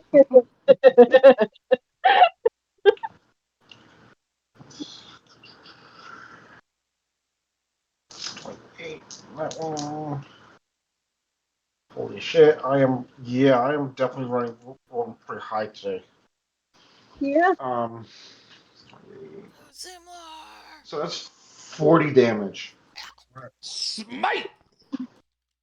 That's without adding the plus 3. The ephemeral form of the banshee basically disintegrates into glowing white sparkles and disappears. Like I said, all you need is smite. All you need All right. is, well, There's this perfectly preserved corpse of this beautiful elvish woman in this sarcophagi. I think we need to stake it and holy water it. All right, you splash holy water on the corpse. It begins to disintegrate as if you basically splashed acid on an actual corpse. It makes sizzling and bubbling noises as it begins to chew through flesh and bone, and create this sort of like disgusting black goo at the bottom of the sarcophagi. These sort of white veils that this woman was wearing are all sort of disintegrating into muck at this point as you stab a stake through the corpse's heart, and at that point, basically, the rest of it that isn't melting away basically turns into dust and starts mixing in with the holy water at the bottom of the sarcophagi. All right, it's holy mud. Holy mud. That's pretty accurate. Should we push the lid back so it's not noticeable? That's not a bad idea. I like that. Mm-hmm. Okay, you push the lid back into place. All right, so there's a long tunnel, unlit, heading out into the darkness. You're 60 feet of dark vision for those people with dark vision. You can see the passageway continues on at least 60 feet into the hill. Do I notice any distinct smell?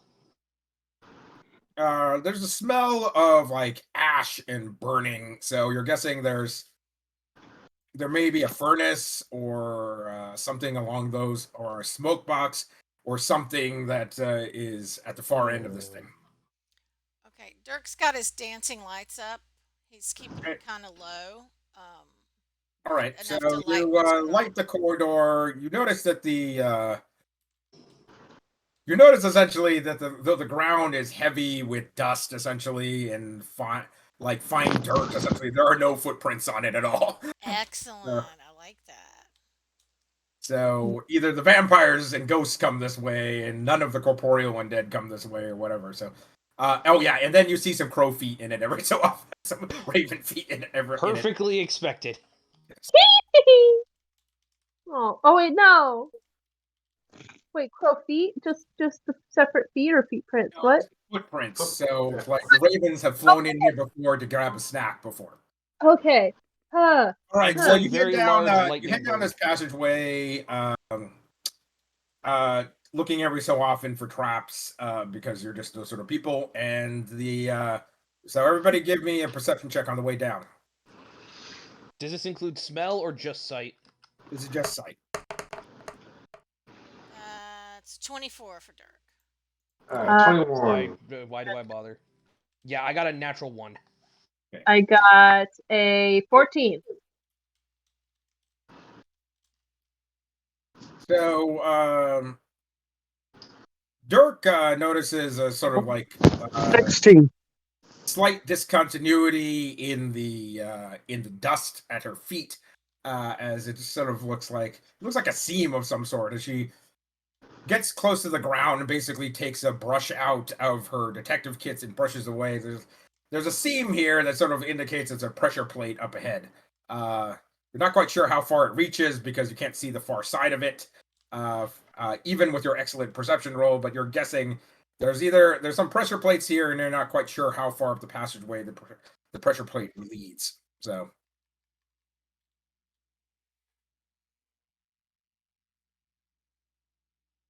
Well, that's pretty smart. They don't, they're floating, so. Yeah, they wouldn't set them on. Vampires don't have to worry about stuff like trap triggers in the floor because they float over that stuff. So. We ran into poison gas a couple of times at the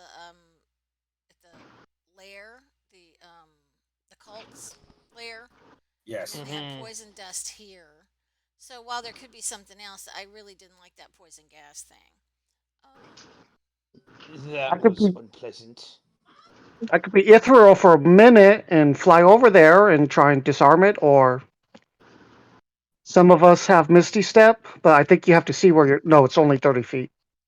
Yeah, but it's like unlikely there's pressure plates like they've lined 30 feet of hallway and pressure plates. There's probably only about 5 to 10 feet of pressure plates. So detect magic isn't. Unfortunately, the problem you're having at this point is all covered with a fine layer of dust, so you can't even see where the pressure plate ends and where it begins. Yeah. So and detect magic isn't pulling anything back. This looks like No, it's a this is physical definitely just a mechanical trap. Okay. Trying to think if anybody has anything that can blow dust. Yes, if you I have can huff and puff and or try to some blow the wind house spell, down. Those are all viable ways of basically moving the dust away. Could also have Whisper maybe help by flapping his wings. Like our prestidigitation, I could try and clean the place. Oh, that works fine. I love that. All right, so it takes you maybe about 3-4 minutes, but you clean up all the dust in the local area. It's clearly lined out. It basically goes from wall to wall and 10 feet, so it's by 10 by 10 effectively. So a good running leap could get you over this thing, and then you will clean some a little bit beyond it just to make sure that basically that it isn't some like extra nasty trap where there's another trap stacked on another trap. So. Trap squared. All the way down. They've been tricky so far. I wouldn't put it past them. So you're checking the other side and you're going, and true to form, basically, is like you're looking at sort of shining your dancing lights as close to the floor as possible. You eventually see there's like a fine trip line, basically just on the other side of the pressure plates.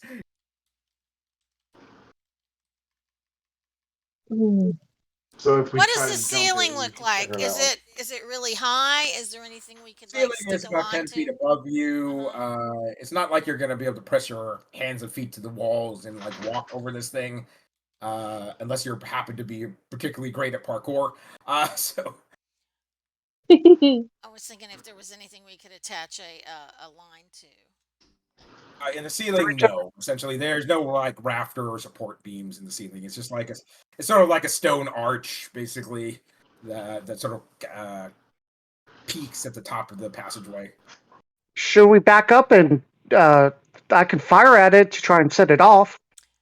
Yeah, I'm thinking we back up and either fire at it or I could send Mage Chan to go drop something on it. Okay. It does 10 pounds. I don't know if that'd trigger it.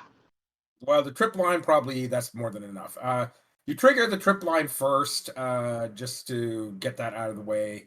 A heavy a heavy, basically, bar of steel basically swings down into place to knock you back. That would effectively knock you back into the pressure plate. Oh, And then And then does it it slowly begins to reset? Oh, okay. It slowly begins to crank back up and reset into the ceiling. Well, that was good. It wasn't poison gas, and if it was pushing us back onto the plates, then maybe it's something physical. And then you check the pressure plate itself. It doesn't take too much pressure, but the whole thing is a trapdoor that drops into a pit.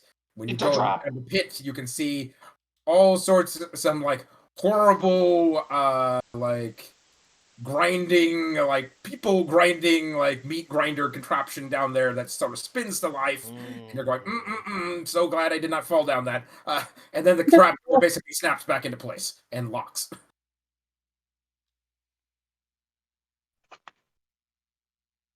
lovely. Well, I had my fingers crossed it was the one type thing, but apparently not. No.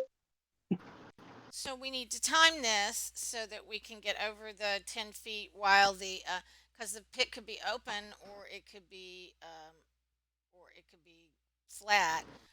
But we need to time it so that the heavy bar is not going to whack us while it's resetting into the ceiling. Is the time to try and get against pressure plates, right? So maybe the pressure plates reset, and then we trigger the bar again, and then we jump over the pressure plates. Does that Sounds sound like a plan. Yeah. okay? I'm just gonna Misty Step. If I had it, I You would. must have that luxury, princess. Okay, Thank and you. just for safety's sake, we're just going to assume everybody else that is not Misty Stepping is tying themselves together, so you have a chance of saving yourself if you fuck up this athletics roll. Yeah. And can I do acrobatics, or it really needs to be athletics?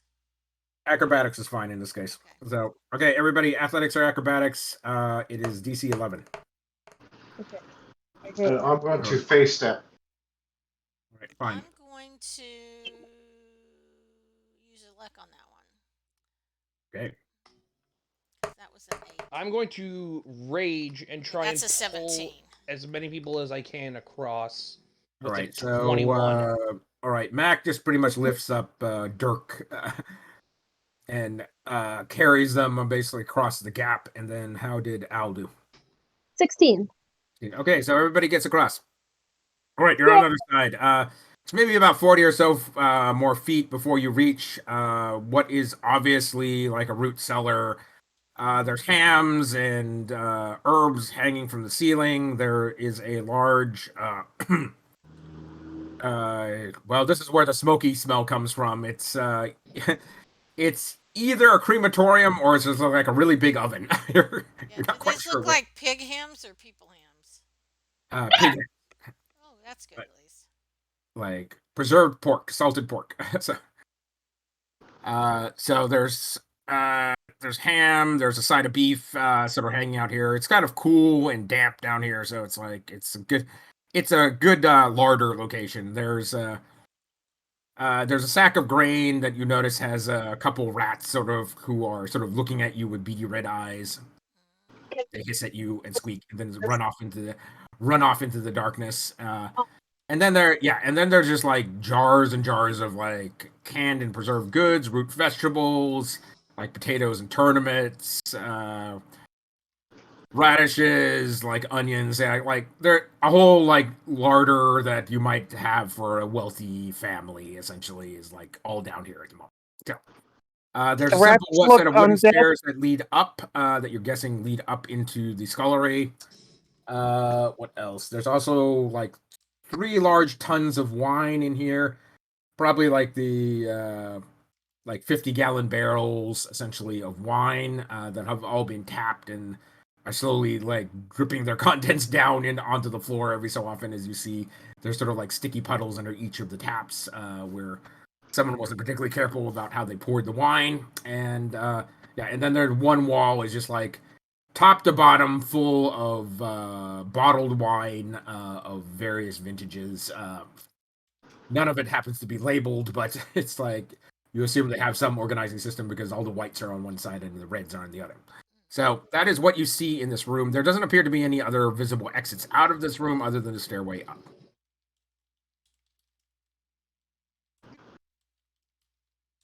Okay.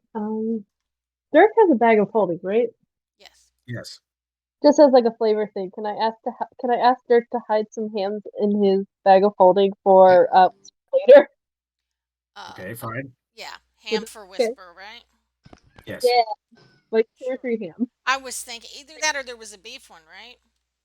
Oh yeah. Which There is a whole side of beef here, essentially. So that is all of the carrying capacity of your bag if you put it in there. Yeah, I don't think we need to take the whole thing, but ask Whisper if he likes or he speaks common now. Hey, Whisper, do you like ham better or beef? Whisper flies up and basically strips all the flesh off of one of the hams like a corn on the cob, as everybody is going. That is frightening. It's like because it happens in like less than 10 seconds.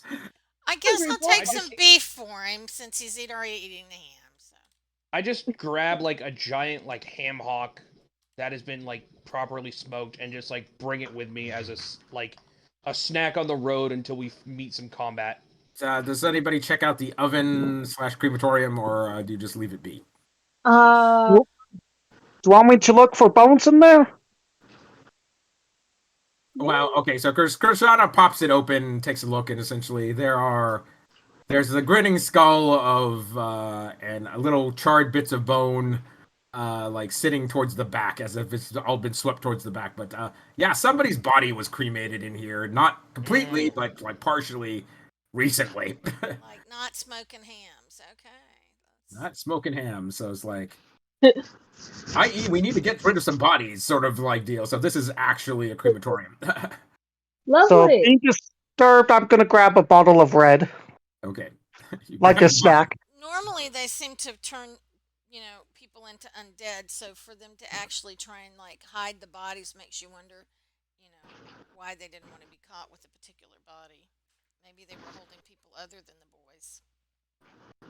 Maybe it was someone they couldn't turn. Oh, Okay. So, about that period of time, basically, when the crematorium door is open for, it's maybe been open for maybe less than like 10 seconds. This wispy vapor begins to leak out of the crematorium, begin to fill the room. As everybody's back of everybody's throats begins to scratch, and you all cough a little bit, and I need con saves for everybody. okay. Oops. Safe. Okay. That's different than other things. Okay. Con save. Constitution save. Yes, Constitution. 16. 20. 23! All right, so DC is 15. Half damage is what is it? 10. Full damage is 20. As this. I sort of- failed. Okay, so you take the 20 damage as Okay. And everybody remember you had 5 temporary hit points? yes. Okay. So So Cool. 15. So subtract off 5 damage from whatever you took. So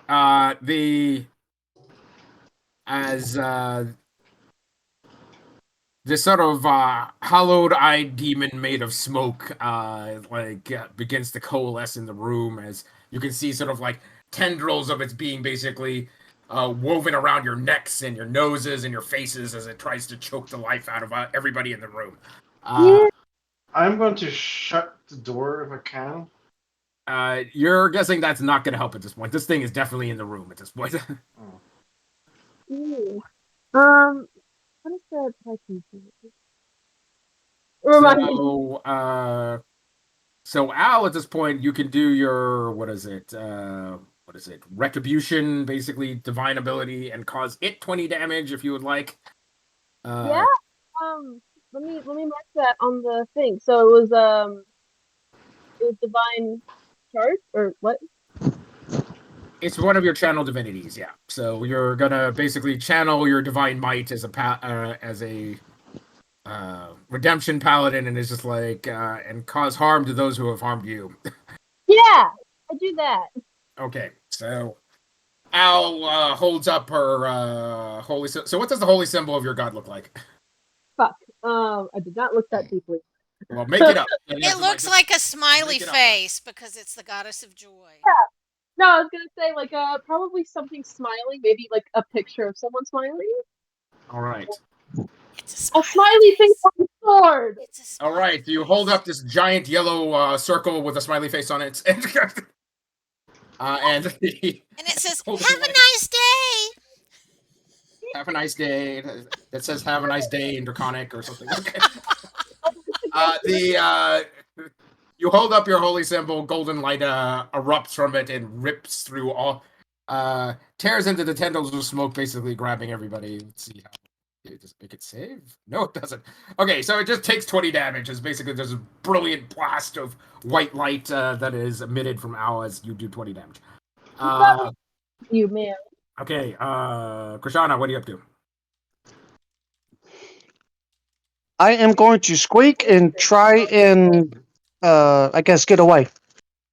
All right, you head back down the passageway. Unfortunately, there's only about 40 feet of runway before you run into the trap again. You get out of the room at least. Basically, you're not at least you're not choking on the toxic vapors that the smoke demon is basically toxic smoke that the demon is releasing in his room. But what else do you do? That's your movement. And I'm going to try and fire my eldritch blast at it. Okay, roll to hit twice. Give me a second. I gotta switch stuff.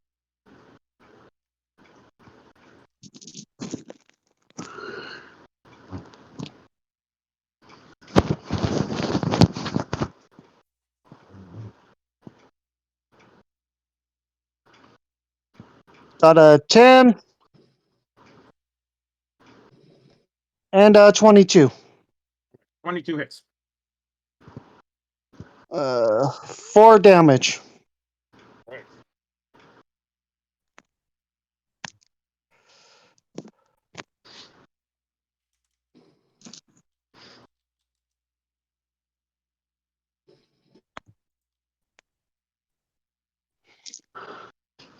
All right, your white beam of energy rips through it and causes a little bit of damage. All right, Tree.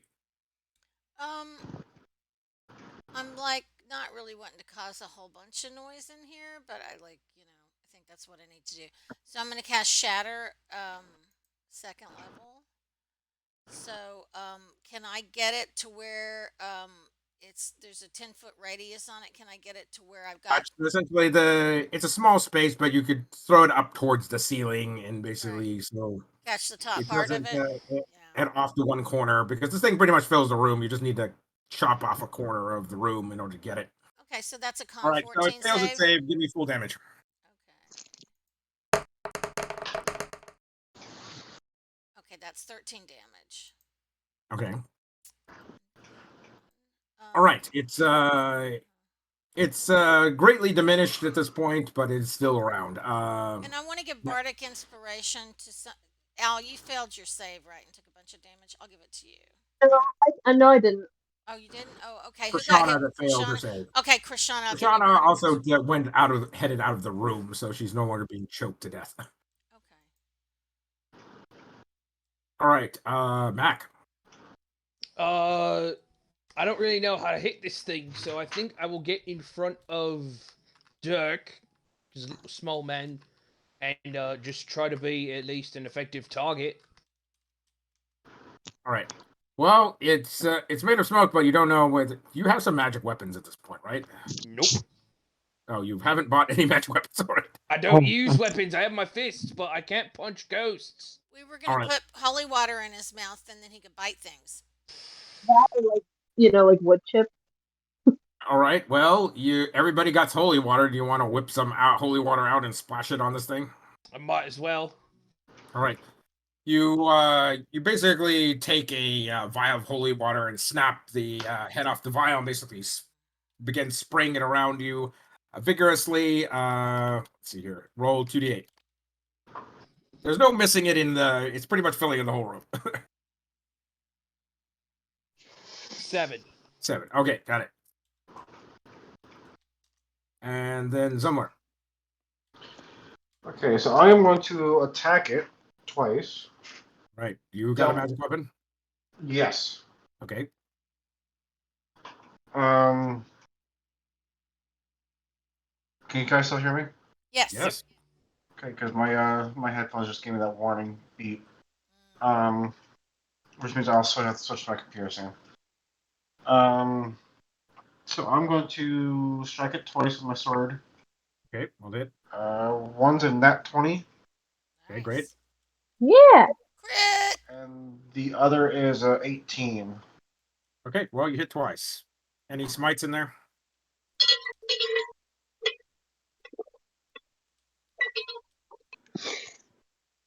Can you hear me? Yes. Yep. Give me 1 second. I gotta switch to my computer. Okay.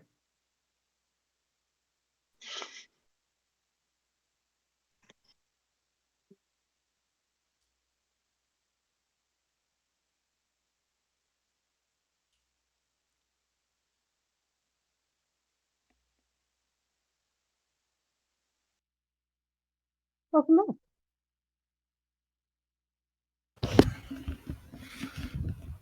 All right, I'm back. Can you hear me? Yes, Yes. that's great. All right. Okay, so you hit twice, so you're gonna use any smites in there. Keep in mind, I think you're down to 1 first level spell and starting to 2 into second level slots at this point. And you rolled a crit on it, so you've already got some damage coming. So. And you have not yet encountered the Davenport, so you may want to save something for them. So yeah, I'll save a smite for them. So I'll just do just roll straight damage. Okay.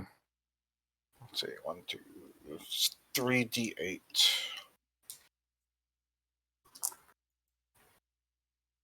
Holy shit. Okay. Um.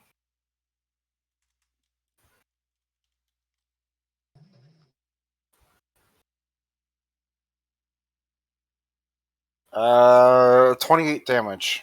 28 damage. Okay, so the smoke demon again discorporates at this point and becomes just regular smoke again.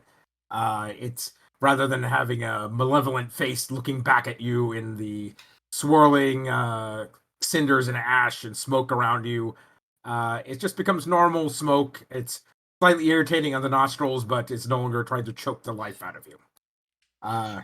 The smoke begins to sort of dissipate, even within like a few seconds, to the point where just like a faint wisp are all that remain of the smoke demon that was in the pyre. Yay! Way to go, Zumlar. Mm-hmm. I'm going to turn to Zumbo's going to turn to Krishana and kind of reprimand her for opening something that she didn't know, without first searching to see if there's anything behind it or in it. Kind of pretty much saying "bad girl" kind of thing. I'm sorry. Honestly, I didn't find anything that I wasn't expecting. You know, somebody was going to open it. She just happened to be the one that did. It would have been one of us. I'm not gonna sit here and pretend I wouldn't have opened it. We're with you, Krishana. All right, Krishana, since has head back into the room and is okay. You notice there's a glint in the skull sitting at the back of the crematorium. I'm gonna investigate it. What is this? Is I'm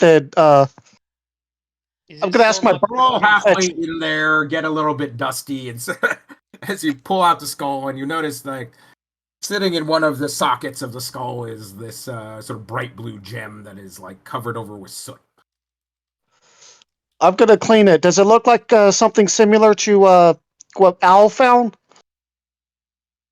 Ooh, yeah, The like one that controls the ghouls. You're not you don't believe so, but it does look like a valuable gem stuck in the skull. You may want to just shatter the skull and retrieve the gem. I will attempt to do that.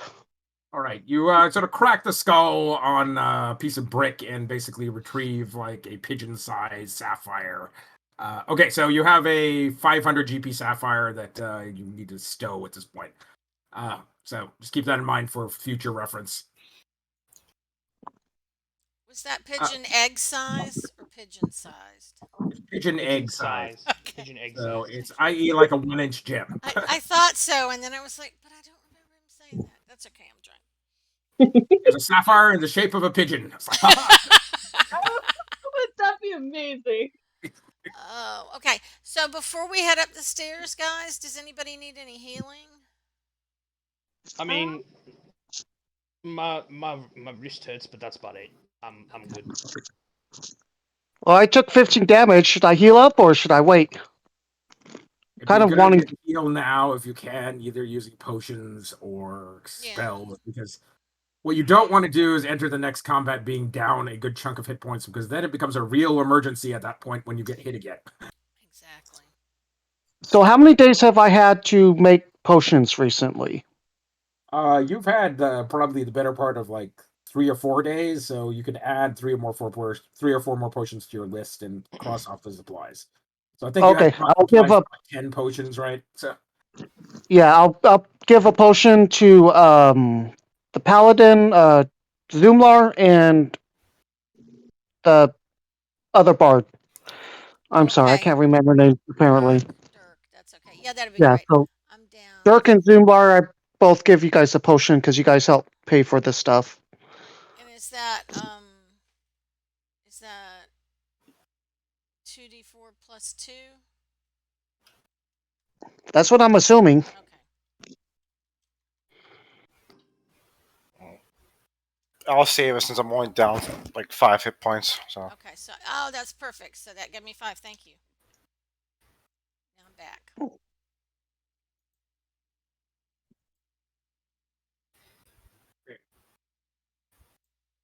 all right. Is everybody happy with their hit points at this point? Moving forward? mm-hmm. Okay. You peek your there's a sort of simple like 45-degree angle like cellar door that caps the top of the stairwell up. You push it open gently and sort of like peer through the gap. It looks like the scullery is empty. There's you can still smell food like on the oven and in the hearth at this point, cooking. So there's fresh bread sort of like scattered or like arrayed on a large marble countertop in the center of this room. There's copper pots and pans hanging from ceiling hooks, and then it's as if everything was sort of just left hurriedly in this room, and everybody left it in the state with like food still on the stove. Oh my. You can see 2 exits out of this room. There's sort of a large set of double doors that you're guessing leads to a great hall, and then a smaller door that you're assuming leads into like a servant's hallway. Both of them are shut at the moment. Dirk wants to go listen Something to this. conspicuously missing. Basically, you can see like sort of like smoky shadows left of like a huge cleaver and other cutting implements, essentially like a hook, like a meat hook, and butchering instruments that have all been basically pulled off a wall, as if someone had armed themselves with those items. Oh, hey, we have like a fight coming up then, huh? Yeah, they may have run out to help with the paladins, the ghouls that were against paladins. Dirk wants to go listen at the door to the servants, the smaller one, and see if he hears anything. Is that perception?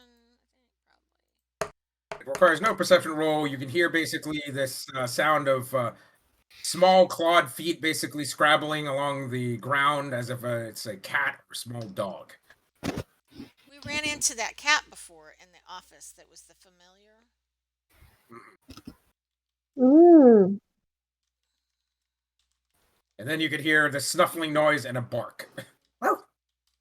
Oh, As something is basically like scrabbling at the door and basically make. oh my god. Mac will It's immediately. not a take big his dog, so it is a tiny dog. Yeah, Mac. Tiny dog sound. So what do you smell, Mac? Because we all know that like dogs. What smell do I each other. smell? Yeah. Or rather, yeah, who do I smell? Yes, you could smell basically some sort of lap dog on the other side. So it's maybe maybe a schnauzer or a terrier, or yeah, but it smells like a dog on the other side of this door.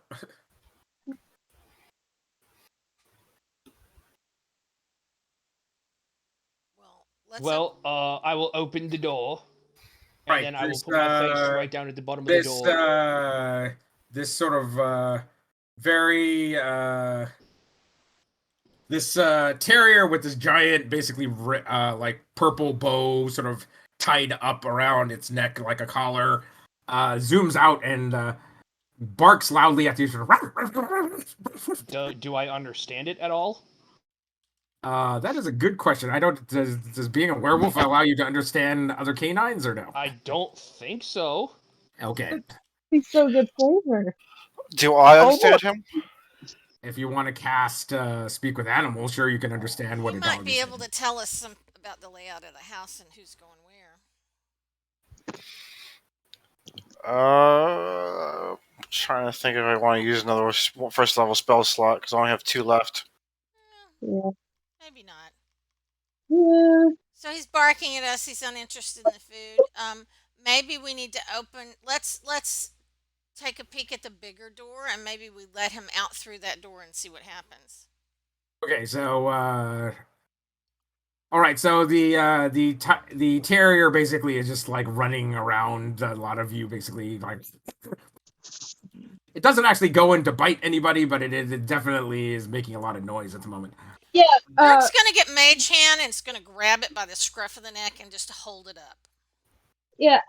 Okay, roll animal handling DC 10. Right. I say we feed the bird. Well, that's a 3. Yeah. I feel like. All right, so you try to grab it and it Yeah. escapes your grasp and keeps on running around and basically bites you in the ankle for like a point. Is Whisper hungry, or is he still full from the ham he ate You're earlier? not gonna feed the dog to the Whisper, are you? I mean, Oh. I'm going to try to catch the dog and try to calm it down. Okay, roll an animal handling check. they can calm it down. Sneaky, and this is not helping. Yeah. 18. Yeah. Okay. Okay, you grab it and like muzzle it at this point, so it's Oh. it definitely is not friendly to any of you at this point, but at least you have it under control. It's not making any more noise.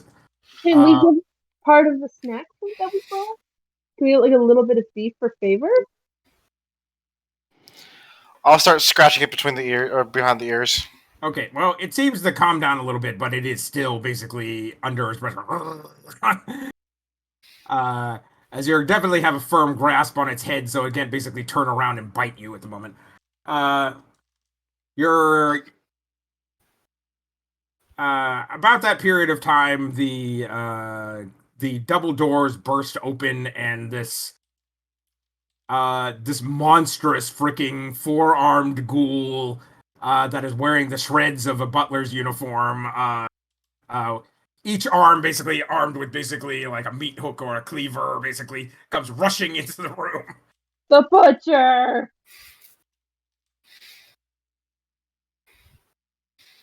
Oh boy. Okay. You said it was a ghoul? As it proclaims, "Meat for my master's larder."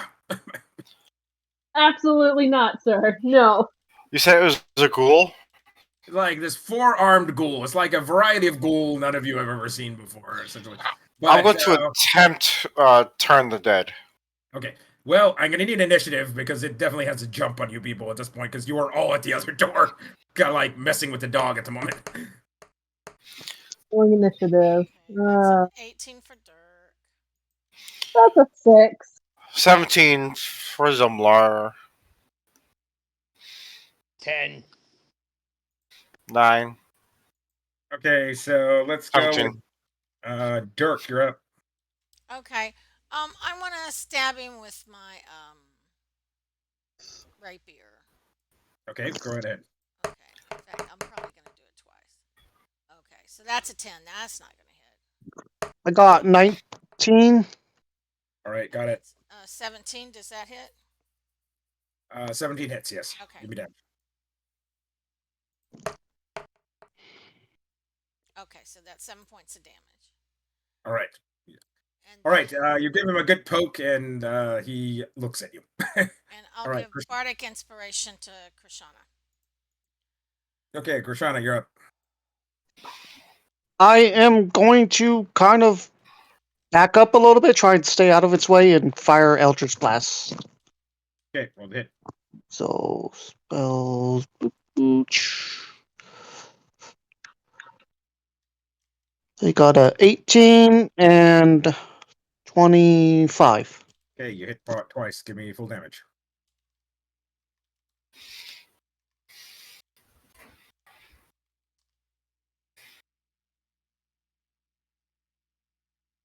Eight damage. Okay. All right, you give two glancing blows to his chest with white hot beams of energy, and then ow. Okay. Okay. Sorry. All right. I think, and he's a ghoul, so he's not super hurt by like holy water, right? He will be. It's in a type of undead, so all undead take 2d8 damage from holy water. So Okay. if you So want to can have reloaded your mace at this point, you can have reloaded your mace with holy water for 3d8 on the first hit. So all right. Yeah, I would. I just want to hit with mace. I don't want to use spite, but I want to just or smite, not spite. go ahead But- and roll the hit. Roll the hit. Okay. Yes. Wing. Twice, Oh, right? that's a nat 1. So I got Right. a You 9. definitely Yes. wing. He basically parries your flesh blow with a casually to the side, and then rolls it again. Okay, and then let me do it again. Ah, the back. 23. 23. Okay. On the backswing, you clip him straight in the jaw. So roll me 3d8 plus your strength bonus. 2, 3. As the holy water inside your holy water sprinkler shatters and sprays him with holy water as you connect with your heavy mace. Yeah, so it's the dice is 20, and then my strength is 4, so 24. Okay. You club him in the head, basically leaving a giant, like mace-shaped divot in his skull. He does not seem particularly happy about this.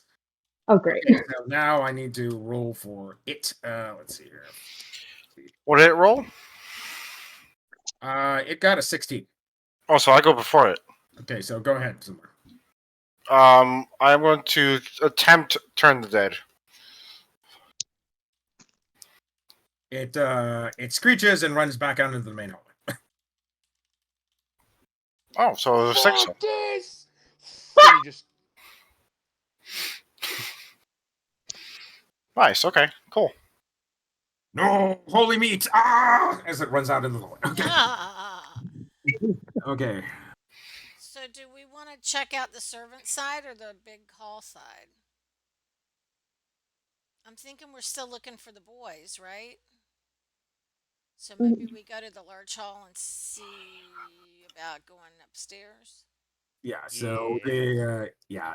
Either way, probably will lead you up to the upper floors, right? Because the servants' quarters probably have a way to get up to the upper floors unseen, so that you can Oh, that's true. quietly serve your masters and mistresses, or alternately, you can just take the grand staircase in the center of the mansion. It'll probably lead you to all the floors. So what do you guys think? If most of the servants are heading out, do you want to sneak up the servants' way, or do you want to like go up the main hall? I say servants get the boys and then burn the house to the ground. Yeah, sounds like it. What do you guys think? Yeah, I don't want to use any sort of main ways that we can be seen easily. Okay, yeah. Okay. You shut the double doors and barricade them basically with a couple chairs behind the door handles to keep them from bursting open again. Do we want to put the dog on the other side of the doors? You toss the dog into the main hall. You can see the main hall is sort of, there's a set of like ceremonial armor.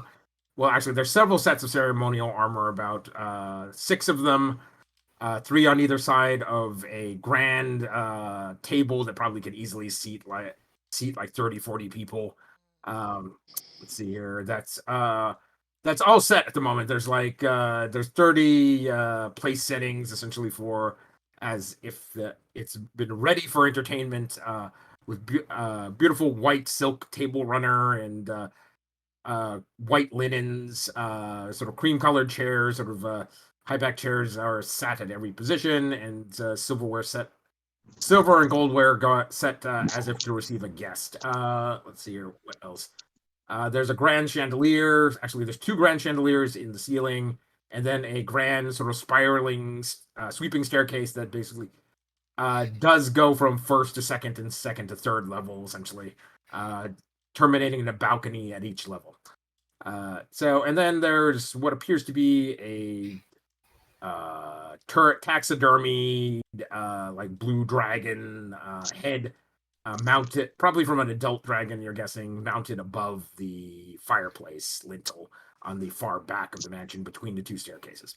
Remember that red dragon head that attacked us in the office? Yes, it could be something similar, but yeah, the Davenports being highly magical people with a lot of money could have easily afforded a lot of magical defenses Right. built into their mansion, right? Okay, so you're heading. You dump the dog into the main entertainment hall, shut the doors, barricade them, and then head into the servants' quarters. There's a lot of like small, narrow rooms in here that sort of come off the main hallway, and then the hallway itself, it likewise is narrow. It's just barely wide enough for most of you just to fit down, and so it's like maybe about 4.5 feet wide.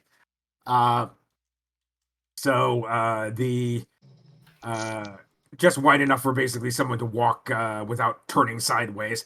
And this hallway sort of continues down all the way to the farthest extent of the mansion, and then takes a sharp right. And when you go to the sharp right, there's one of these crazy servant stairs, which is like where the flights are just barely 6 inches wide, and it's like 45 degrees steep, and you're going like, man, I wouldn't want to carry a tray up this. This looks terrible.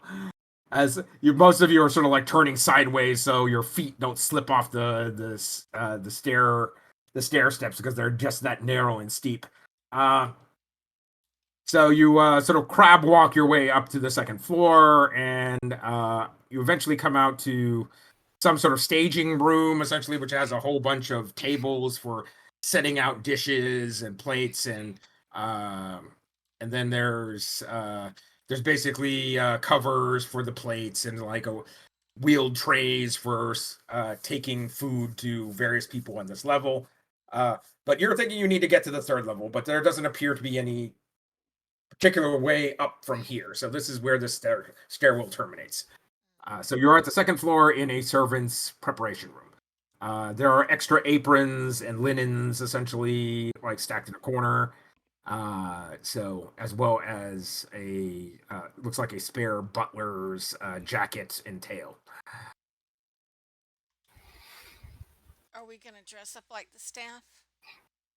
I don't think I'd fit the It part. isn't quite enough of it to dress up as a staff. There's like Okay. enough for like 1 or 2 per people to dress up as staff. And I'm thinking they probably know the upstairs servants, they probably know them well enough to pick somebody out who doesn't look great. Yeah, I don't think a variant Aasimar would make a very good one of those. Okay. Okay, so if there's a staging room with all of this stuff, then there's got to be a way out onto the 2nd floor to serve all the dishes, right? Yes.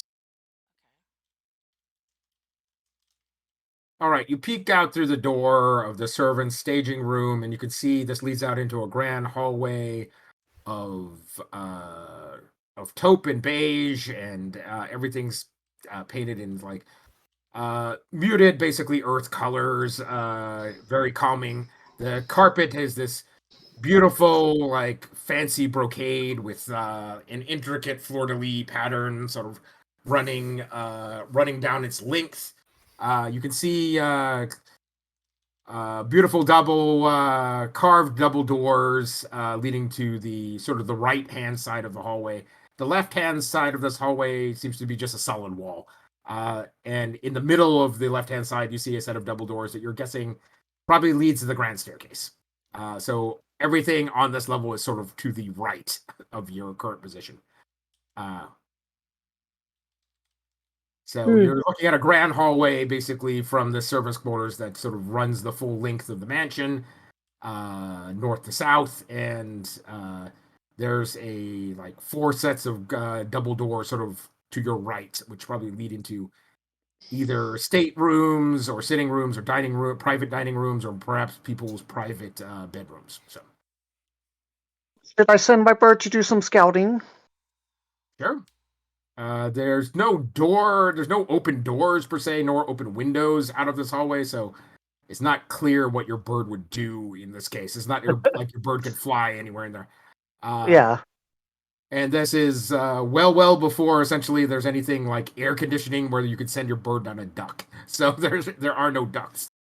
Now, I think that when Whisper went and looked, he said the boys, if you were coming from the back to the front. Boys are on the third floor floor room, so they're pretty much directly above you as far as you can tell. So if you were to take the room directly to your right as you exited this prep room, that would be the room directly underneath the boys' room. I could go ethereal for a minute, but Are there any chimneys? You saw a lot of basically chimneys on the building itself, essentially, at least like 2 or 3 on each side of the mansion. So you're guessing a lot of these various. You're assuming a lot of these, probably some of the larger staterooms definitely have like fireplaces in them.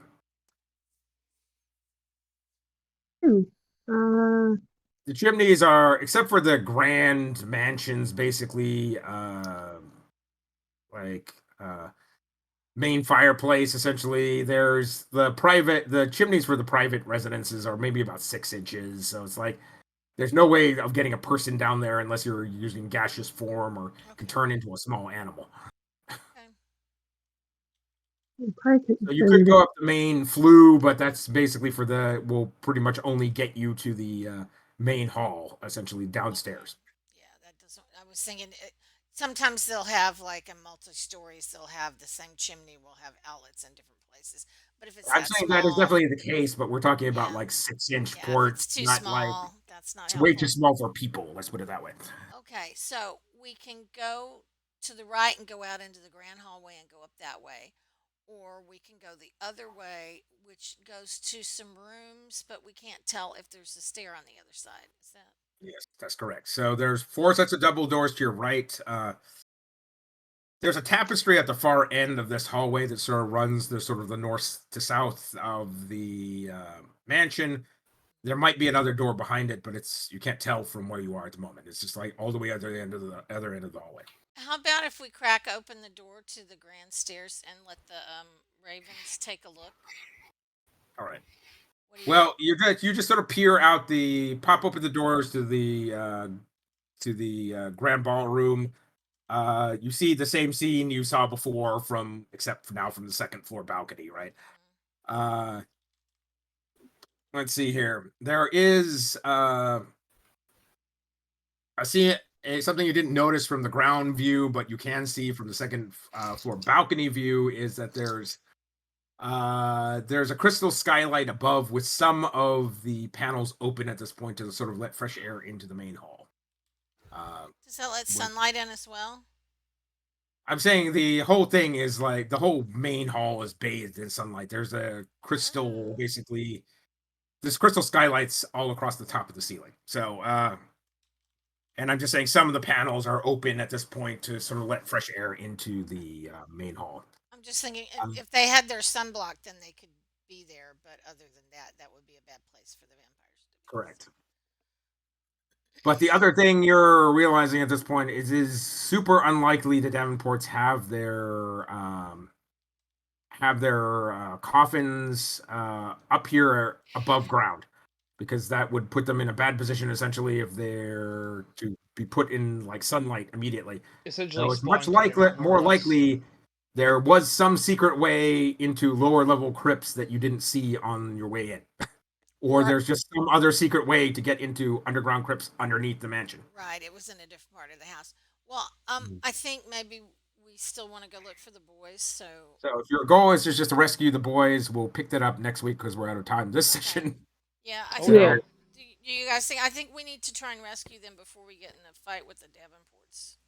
I would like that very much, please. Yeah. I'm not quite ready for that yet. Yeah.